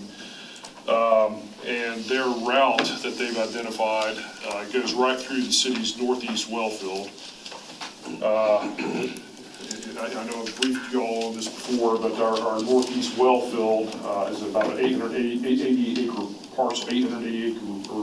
parcel off of Old Poughkeepsie Road and way up in northeast Lakeland. We have a water use permit from the Southwest Florida Water Management District to pump 4 million gallons per day out of that well field from the Upper Florida Aquifer. And that's a very valuable right these days. That's very difficult to get the right to pump out of the Upper Florida Aquifer. That's the whole reason really why we're involved in the Polk Regional Water Cooperative endeavor. to build new wells that go into the lower Florida Neck for a much more expensive process. So, we're obviously very sensitive about anything that's going to go through a well field like this one. So when Duke initially approached us about acquiring easements to go through our well field, we obviously were very resistant, and we actually rejected their proposal. Duke ultimately then filed an eminent domain lawsuit against the city. And some people may not realize that a private corporation like that is providing public utilities does have the right, like the city does, to file, to condemn property through eminent domain. So they filed that lawsuit against us. And we have been off to the races ever since. We have, however, had very good discussions with Duke. They've been very good to work with on this, to try to work this out if possible, and I think we have done that at this point. What this settlement agreement provides for is initially Duke's route was going through a number of different wetlands on that wellfield property, and they have agreed to change their route. We've just in consultation with water utilities and all of our experts, Tetra Tech and others, found a way to screen to basically thread the needle through the well field to avoid all wetlands. At the very top, it's the line that's yellow with red in the middle there, going through the eastern part of the well field. And at the very top there, it kind of looks like it's going through some wetlands, but through a lot of careful analysis, we've determined that there's a couple of towers up there that would not actually be located in the well field, and Duke will just run a very long span over that area, so that avoids that wetland area. So we've been able to keep Duke entirely on the uplands of this property. Second component of this is, Duke is obviously going to have to build very significant foundations for these. It's a very large transmission line, so they're going to be building substantial foundations. And that was our primary concern, is that they're going to be poking holes in the ground and potentially puncturing, superficial aquifer, intermediate aquifer layers. And resulting in the drainage of the wetlands in that area. We are required to maintain those wetlands in good health, and if they are drained and are impaired, it's very possible that SWIFMA is going to revoke our water use permit for that facility, for that well field. In retaining again the hydrogeologists, structural engineers, and a lot of negotiations with Duke, we've developed a construction methodology that we feel will completely seal any kind of hole that they dig to install their foundations. It's essentially the same technology that is used for the construction of piers for bridges. All the metal stays inside. All the bolt supports stay inside the concrete. Well, that'll probably be, the bolts will go on the top of the piers that they're going to install in there. But it's basically installed under pressure, so all the bentonite and concrete that's going in there is basically forced into the soil on the outside of the hole and perfectly seals it. So we feel like we're at a good place at this point with the construction methodology they're going to use to build to install their foundations. Third component of this is that they will not be constructing any new roads, where we also have to be worried about surface water flow in there. And we can't have anything that'll impair the natural flow of surface water. So they're not going to install any new roads, raise the elevation of any roads. If they run into some wet soils, they have the ability to have these geo mats, I think geotech mats, I can't remember exactly what they call them, geo mats that they put down over the top that allows their equipment to traverse any kind of wet areas. So they'll use that instead of any kind of new roads. No herbicides or pesticides will be used in the well field. If they have to remove any trees or vegetation to clear the way for their lines or maintain the lines, that all has to be done by hand. And by hand, I mean, that would include chainsaws, but not any kind of heavy equipment. Duke will pay a total of $4,617,484 to the city, and that encompasses all of our costs. It also includes basically double the appraisal value of the easements that they would acquire. So that would cover all of our attorney's fees and costs, all the costs of the experts that we've retained in this matter. And then finally, and this is really the most important thing to the city, Duke has agreed to provide a broad indemnification and hold harmless and duty to defend for the city. So if any of this that we're talking about here somehow does not work, and we have damage to the well field, Duke has agreed that they will cover all those costs. That would include any future reduction or revocation of our current water use permit, any future denial if we go to renew our permit. I think it's 2035 or 2038 that when we have to renew our permit out there. But if for some reason we apply to renew it, and because of their project it's not renewed, they indemnify us from that. Or if SwiftBud renews us, but at a lower amount than what we currently have, and just to show what these negotiations have been like, Duke has also agreed that if the city applies to increase what its allocation, what it can pump out of the northeast well field, and that increase is denied, and we can show that that's because of Duke's project, Duke indemnifies us from that as well. And then finally, they would just indemnify us from any costs that are occurring if we have to fix any kind of leakage that's occurring between the various different layers of the aquifer out there. So we feel like we've got a good agreement at this point that protects the city, and it's sound from a hydrogeological engineering standpoint. Joe's been heavily involved in this. He can also answer any kind of technical questions you might have about that, but we're recommending this for your approval. So my first question would be, what is not included that still causes you some trouble? What is not included that still causes me some trouble? I don't know. I think we've pretty much addressed everything. I think we've addressed everything. One of the things that Palmer didn't mention also is the addition of monitoring wells. Duke is funding the addition of monitoring wells and the equipment, and the cost for our consultants to compile reports annually and evaluate that data.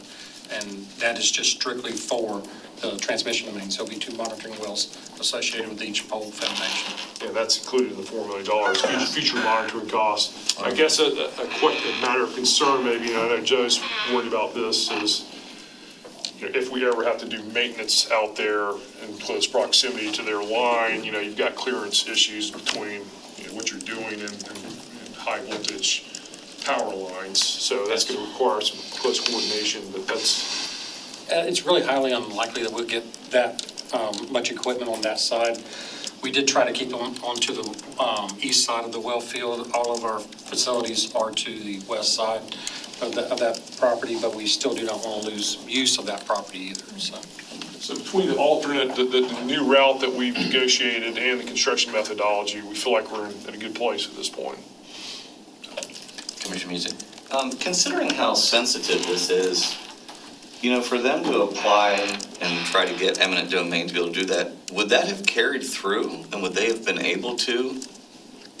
Well, we had a preliminary hearing on that before the judge, because it's interesting because you have competing powers of eminent domain. Could we take the position, okay, you condemn our easement, then we'll turn around and condemn you?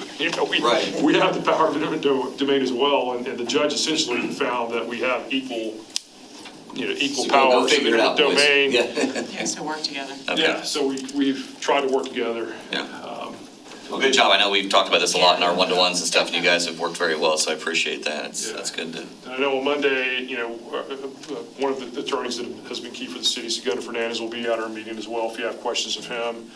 And I know that a number of Duke representatives will be there as well to make sure this thing lands. This is the last thing they need for their project, so they're very eager to move forward. Mayor, is there anything on our end that would be, I can't think of a reason with what has happened that... But I think, we have to trust staff got to where they could get on valuation. Yeah. And if it's 2 times appraised value with those kinds of protections. On top, yeah. And it's hard to value something like this, quite frankly. The land itself is no big deal, but it's what we're doing with it. And really what is of value to us is not so much the value that they pay us as the indemnification. That's what we're really interested in. That's the most important issue. Yeah, Well, protecting. Yeah. And, Okay, thank you. And I know we discussed it in one-on-ones, just kind of in fairness, to Duke, that they were also in many ways kind of put in this position. It's probably been a decade ago now that they were going to build a new facility, but there was a facility that was not going to be operational any longer in Auburndale, and so the state, rather than authorizing them to build a new facility, had them acquire the location there in Auburndale. And so all of the routing that they worked on extends from that location, and they were in many ways kind of forced to go the route that we see today. Gotcha. It does look like a wonderful mitigation for all parties. It's a great job on the work And again, that's done. Duke was good to work with considering the challenges we were dealing with. It's really complicated. I mean, Because of all the sensitivities. Excellent. Yes, Commissioner Simmons. I'm just curious, as they're going through putting their transmission lines in, are we monitoring to make sure that there's no disrepair to the wetlands? Yeah, one of the terms of the agreement is that we'll accompany them at all times, so we'll have observers out there whenever they're on the property. It's chaperoned. Commissioner Mann. So I'm just curious, I don't know how they typically do this, but is the bentonite mud slurry and then concrete, that's like how you typically do these borings? Or is this something that's a little more sensitive way to do it, knowing that we have water that's... It's an existing process that's done. We even use it in the construction of our potable wells, is use the bentonite to hold the hole open as you drill down, and then you pour the concrete. It's called a trimming pipe that you put in, and what it is they pump the concrete from the bottom up, and it pushes the slurry out the top. Okay, and what is bentonite? Bentonite's a naturally occurring, it's almost like a fine clay that'll go and it'll seal in a tier. And it sounds like a chemical, so I'm just... No, it's a naturally occurring element. So when it flows out, it doesn't hurt anything. Any water, No, yeah. we've also got to have to remove it as part of the requirement of the project. And in the piers that they do to do bridges across causeways, for example, this is the same process, correct? Very, very similar process, yes. Anything else? All right, I think that looks very, very positive. All right, and thank you again for your work. Number 4. All right, Alex, that's the Cypress Point item.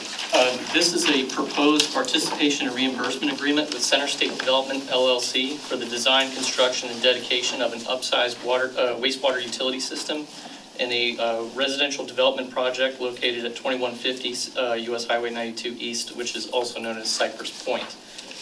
In order to provide adequate service to future developments nearby and accommodate growth in the surrounding service area, Water Utilities determined that it would be beneficial to increase the capacity of Cypress Point's sewer system and related facilities to be expanded prior to connecting with the city system.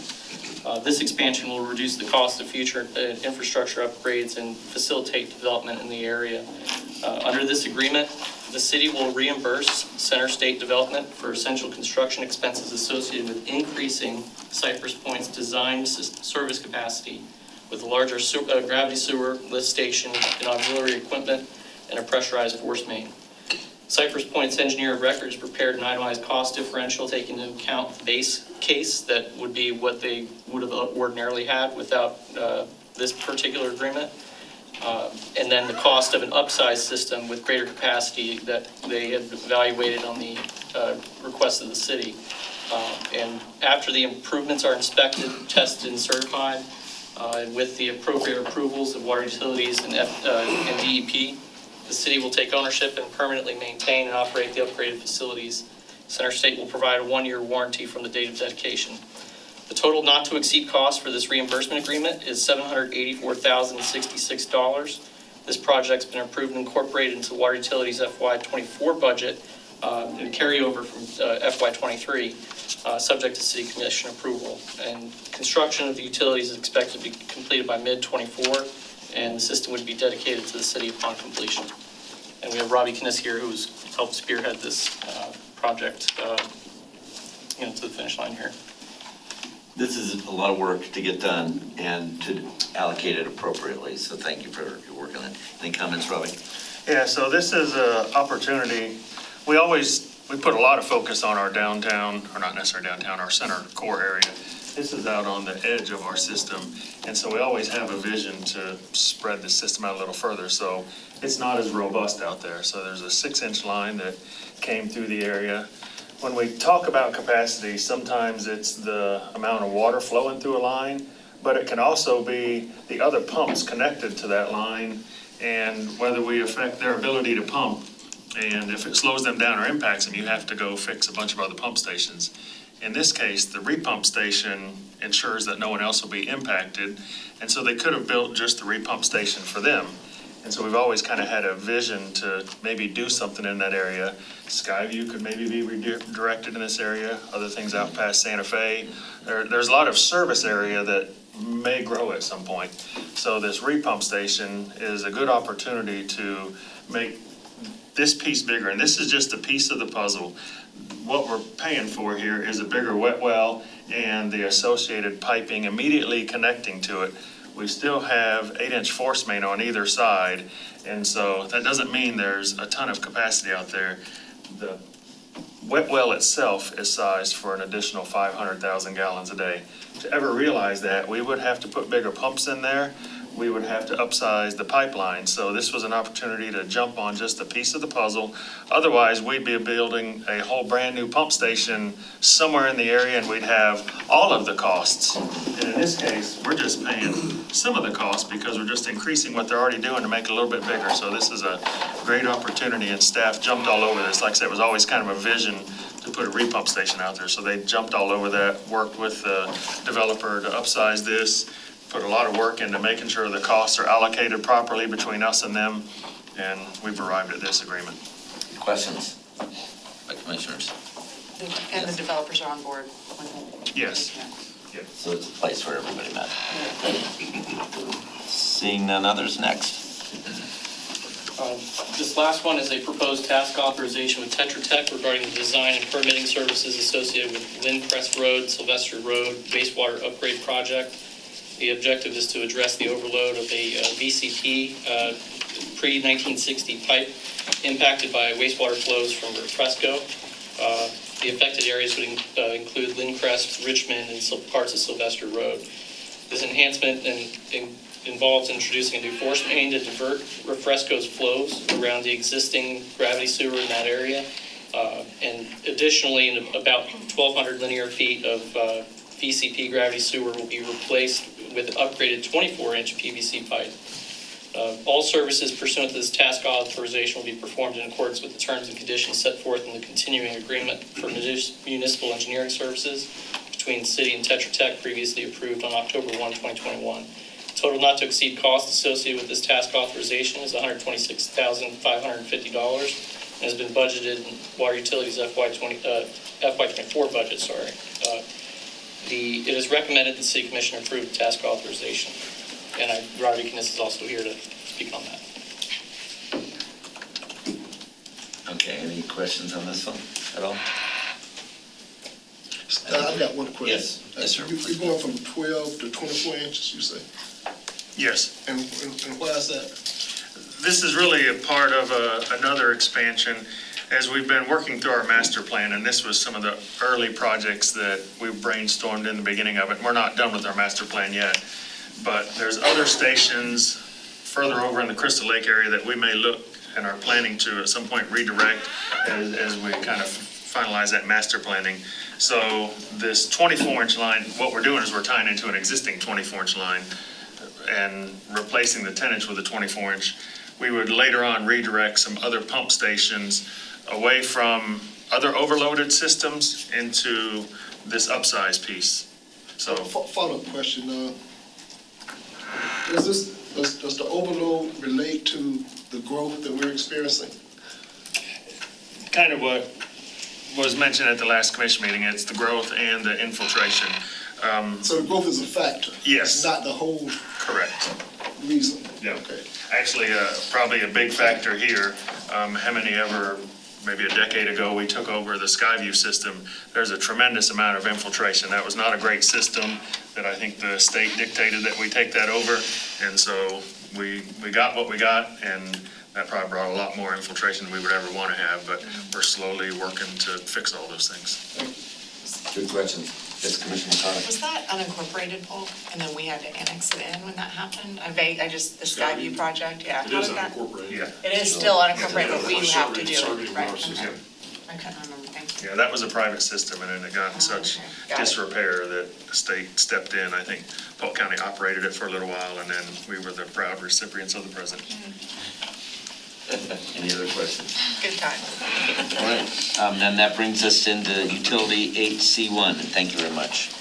That first item is change order number 1 with Burns and McDonnell. This is for the construction of the Hamilton substation. Back in October of 2022, the commission approved the construction agreement with Burns and McDonnell, and at the time that it was presented to the commission, there was an understanding that the pricing for materials and equipment was still subject to change because of we couldn't hold the pricing and because of the market volatility. So as part of that approval, the city commission did approve a contingency in that total amount. The total amount that you approved back in October 2022 was $8,255,996. Part of the contingency built in there was $267,349. What we're presenting today, that contingency amount that was allotted in the total price was not sufficient to cover the equipment and material costs, as well as there's some other changes that staff, in looking at this, there were additional engineering and construction costs that are figured into that total change order. So the total change order that we're requesting is $1,407,315.16, which brings the total contract price to $9,395,962.16. That change order amount of the 1.4 is included in Lakeland Electric's FY24 budget. And the 267,000. And that 267 is not in addition. That's part of the 1.4. Questions on that? None. Next. 2. The second item that we have, this is a customer support agreement that we have with Siemens for control systems for both Unit 5 and Unit 2. This is part of the T3000 distributed control system, which includes hardware and software, requires part replacement and software patching. If you recall, back in 2020, we added the MGT2 as part of the services under this customer support agreement. The agreement is set to expire at the end of this month, so we are looking to enter into another new 5-year agreement with Siemens. That would be effective October 1st. The total cost of the customer support agreement is $1,041,170. That's included in Lakeland Electric's FY24 budget as well.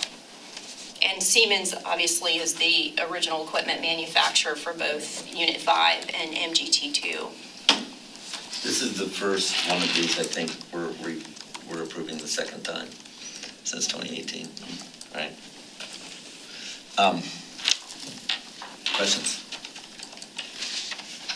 I've seen none, and we've already done the change order on 3 as a consent item and discussed that. That is a time to be open for anything else commissioners want to bring up. Commissioner McCarthy. So last night I was at Ridge League of Cities over in Haines City. I now sit on the board as the secretary for that organization, and I was in Lincoln last night. Well, unfortunately, one of the commissioners from Winter Haven passed away last year. So J.P. Powell, who was a wonderful, I adored him through my work at Polk Vision, and just a really great servant leader. And we're very sad about that, but I worked with Mr. Green and stepped in just to finish that term.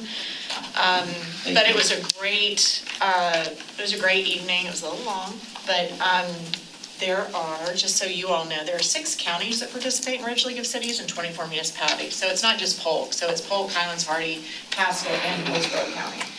And so it's a really good neighbor effort to come together. I know that when we host them here, it's always really successful, and it moves around. So next month we have will be in, I should have remembered this, Winter Haven, I think, Plant City in December.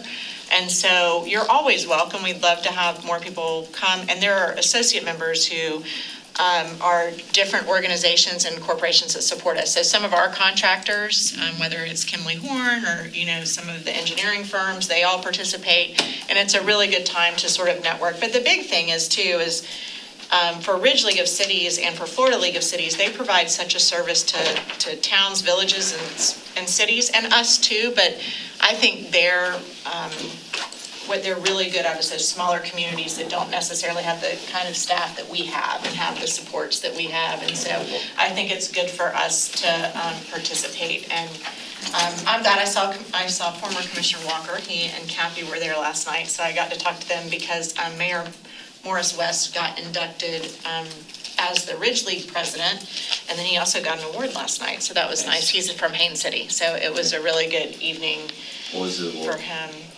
It's named after someone that you're a long-standing clerk, and Nettie. Do you remember? Nettie Drawn, Nettie. who was Nettie former Drawn. clerk and I believe city manager She was city manager in Plant City for many years. 50 years.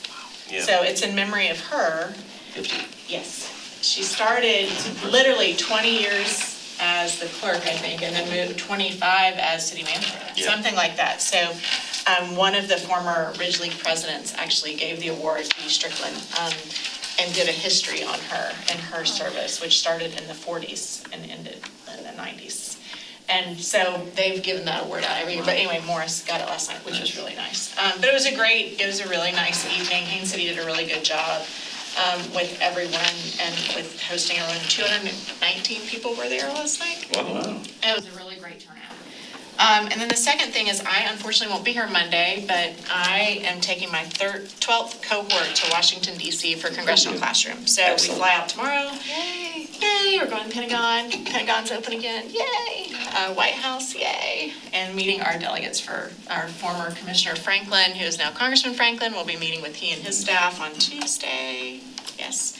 And a couple of other delegates. Laurel Lee, we're going to visit with her. Senator Scott. And then the students get to ride the metro, learn how to use public transit. There's also a public art exhibit right now on the National Mall, which is a new thing they've started. And it's got 7 pieces, and I'm excited to see that when we walk around the mall, the National Mall tomorrow. And How many students? Just 7 this year. COVID's kind of kicked we want more. But exciting news, personally, our organization is going to push out a forward-facing application that doesn't have to filter through the school. So they can self-nominate, hopefully this year, and then for the next cohort, and then they'll get vetted by their schools, but they're going to be able to apply. We hope we can garner some more there. The schools are just they're inundated with forms and applications and things, so. What's the most number of students you've taken? I think 20. Okay. And is that a good number for you in terms of capacity? 7's good for me. Right, I don't need right, help with 7. Yes. But I do have help. But 20 is it's a good number. The big thing is getting students who grew up here and haven't traveled as much to understand the metro system on a work day. Metro on Saturday, Sunday is fine for them because it's tourist time. So it's peace and quiet and no one wants to push them out of the way down the escalator. Stay to the right. Stay to the right. Yes. We stay in a hotel. We're right by Capitol South. It's the only way you move is metro, really, isn't it? Yeah, we walk a lot. Like our biggest day when we do orientation, because these students they started with us with community classroom, and then this small group, that was a group of 38, and then we shrunk it down to like 14 to go to Capitol Classroom Tallahassee for legislative session, and then we shrink it again and go to DC. And they said these are like the cream of the crop that we started with, which is great, and they have a whole purview of local, state, and federal government now with this trip. But we do in our orientation show pictures of blistered feet because we walk about 18,000 steps a day when we're in Washington. Yeah, you can do 10 miles easily on your trip. And they don't even know, like the best, it's just sort of like you're taking your kids from Black and Brew to RP funding. It's not far. It's just you're walking continually, even in the halls, even if you're inside, you're walking the 3 office buildings on the House side and 3 on the Senate side. So It's great. So we're going to have dinner at Florida House. I have cohort my presidential leadership scholars. 4 of my fellow scholars that live in DC are actually coming to dinner Monday night to talk to my students. Oh, that's wonderful. That's cool.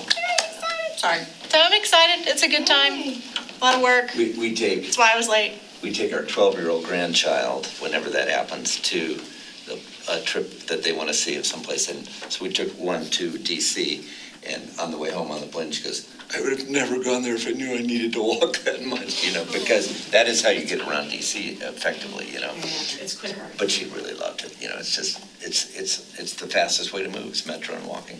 And it's really, I will say Washington last year, we did 2 trips to catch up from COVID. So we went in March and September, 2 different cohorts. And DC is, coming out of COVID and coming out of other things that are happening in and around the nation's capital. It's a different world than even 4 years ago, 5 years ago. I mean, it's a different, we're having interesting. More constrained. Interactions, more constrained. You have to have an escort now within the House buildings, which you didn't have to have before. And you've always had to go through security. That's not a big deal. You of course go through security, but now your roster has to go through a congressional office so that they know who's coming and going and when. And it is a lot more constraining because we could be really nimble, even with our group of 20s and 17 and 15. Historically, we could be nimble. So if we had an opportunity, I've had one group sit on the House floor. Well, that's just a fly by the seat of your pants. Someone says, hey, y'all want to go sit on the floor? We're like, heck yeah. We say yes, and then we figure out how to do it. Senator Scott last year in the fall put my 8 students on the Senate train to go watch him vote because it was a small group. He's like, let's go. His staff was a little panicked. When he's like, can you stay with me longer? And I always say yes. We'll figure the other stuff out later for whatever opportunity. And so they got to ride on the train with a United States Senator to get from one side to the other. Which is underground. Yeah. Which is also no one can do unless you have that magic pen that says you're a senator. Badge. Yeah, so their staff freaked out a little. How many are there? Yes. If I may, I want to congratulate Commissioner McCarley and the executive director, as she mentioned, of the Ridge League is my mentor, Bobby Green, former city manager in Auburndale for about 30 years. And so I coordinated with him earlier this morning and got a nice photo of some of those that were sworn in. So our communications department will be rolling out an announcement on that through our social media channels later today. Great. Thank you for doing that. Sent you a text asking if you could help identify everyone in the photo. We work together. Commissioner Music, anything? I had 2 things. One, excellent blazer being worn by our city manager today. I like that. 2, and more importantly, I love them at the commission meeting. Look at your little Nike shirt. Well, listen, I mean, if I'm wearing a blazer, there's trouble. But 2, going back to kind of what she had said, that I thought of when I was walking up and down, I'm noticing that, and it may be that they've been here forever and I'm just now noticing them, but like when we go down to like community development where the permit office is and stuff like that, you have to have like a badge to get in. Has that been that way for a long time? Have the citizens not been able to like walk in and go into the permit office?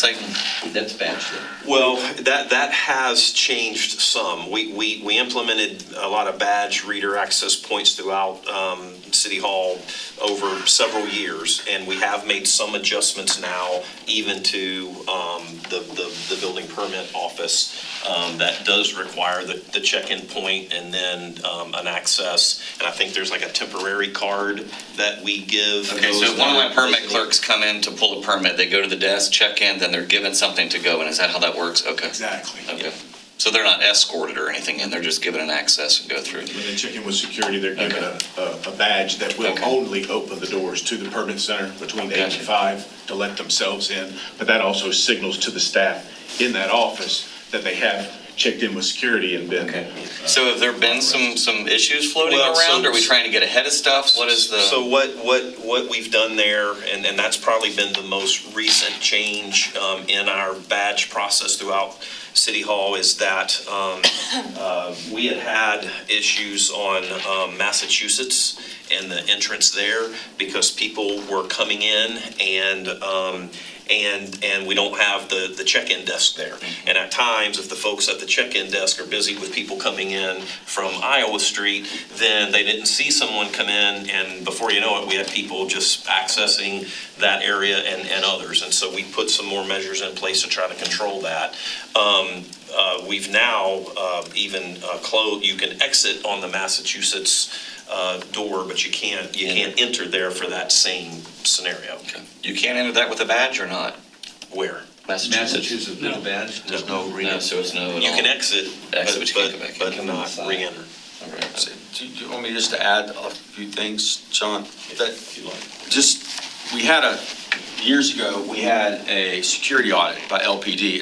And in that audit, a number of issues were identified that we've since corrected over, as Sean stated, over time. And with that, and Palmer's also worked with us in identifying some areas. A number of municipalities have individuals coming to your organization carrying a camera, First Amendment audits and things of that nature. And as part of the security, for not only that, in the world today, you'll see some signage on doors and things of that nature, authorized personnel only and things of that nature. But that's also to help with the security measures that were part of the audit and also part of you're going to see some new awareness coming from us as well with the video and other things. Anything else? I'll tell you two. The jacket was one. Oh, jacket. All right, sorry. Commissioner Simmons, I liked your jacket, sorry. Commissioner Matt. So I just, like to go peek around places I haven't been in a while, so I was checking in with the folks at Lake Craig, so I'll give them a little shout out on Monday.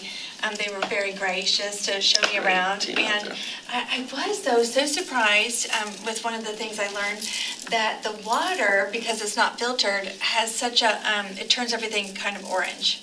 So all the sidewalks and the bases of the lights and everything. Iron up there, Yeah, so, and they, do their best to pressure wash and all of that, but, kind of like balancing the cost of pressure washing and the use of water to do that, and then just letting it turn orange, because it kind of goes with the copper, so that rusted copper look of the side, and, some of the colors in the, so I thought we'd get more information on that. I was just like, is that lake water that's irrigating? And so lake water has all that? I'm thinking, am I drinking this water that's making you turn orange? That's irrigation wells that they're using on site and all.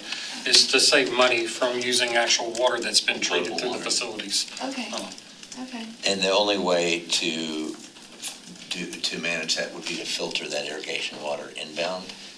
Yes, there's that. A possible sequestrant could be fed and all. We'd have to take and do some looking into it and all, but there's some possibilities. Well, I don't know if it's I do know. corrosive to like the poles and to the, some of the, foliage didn't look touched at all, but then like some of the Hardscape cactuses, they turned orange for some reason. I don't know what they did other than like the other bushes and plants. So anyway, I just was curious about that. I thought if I'm curious, then other people, that go to the building, for events would be curious. But I wanted to see the art exhibit, and I know they're taking applications to put they switch out the art in the hallway. And I also wanted to check on something very important, how our monarchs were doing. And it is incredible. I mean, I think we're going to save the monarch population just single-handedly. If it keeps multiplying, there are chrysalis everywhere. I mean, if you're going up into the main door, the bushes on the sides are filled with chrysalis. It is so exciting. And then some of the butterflies are already, fluttering around. I was so excited. I thought they were predominantly in the bushes going into the dog park area. And so I didn't park and get out because I was like, I don't know where to go start wandering around those bushes. But, and maybe that is the case, that's where Stacy mainly planted them. But I just thought Stacy should probably get us an update because I took pictures and, I can show you my pictures, but I couldn't believe it. There are so many little chrysalis all in the bushes, all towards that front door. And so we are saving the monarchs. As long as that water doesn't get them. Exactly, unless the water starts to, well, they're already orange, They're already orange, that's right. Yeah. It's because they're flying in the water that we get this. Everyone out. Anything I can do to help. Dream crusher. Well, Anyway, so thank you, Mayor, for taking the Monarch Yeah, that's all Pledge right. and for getting us to cheerlead for our Stacy's pollinators Stacy's and leadership. No, he does a good job. It's wonderful. And you Stacy see is butterflies awesome. around town. That's just a great sign of health. it you know. is. And so everybody can plant butterfly attracting bushes in their yards, and they work. Well, I know, well, and I need Stacy to tell us, because I know the ones that are the attractors, but where they were making their chrysalis, it's like just the regular non-attractors. Because they do anything that hangs. Right. That's So- in the area. So it was kind of an interesting phenomenon how they. But we can make a difference on little things, and that's Yep. great. Anybody have anything else they'd like to share? Then we're adjourned. Thank you.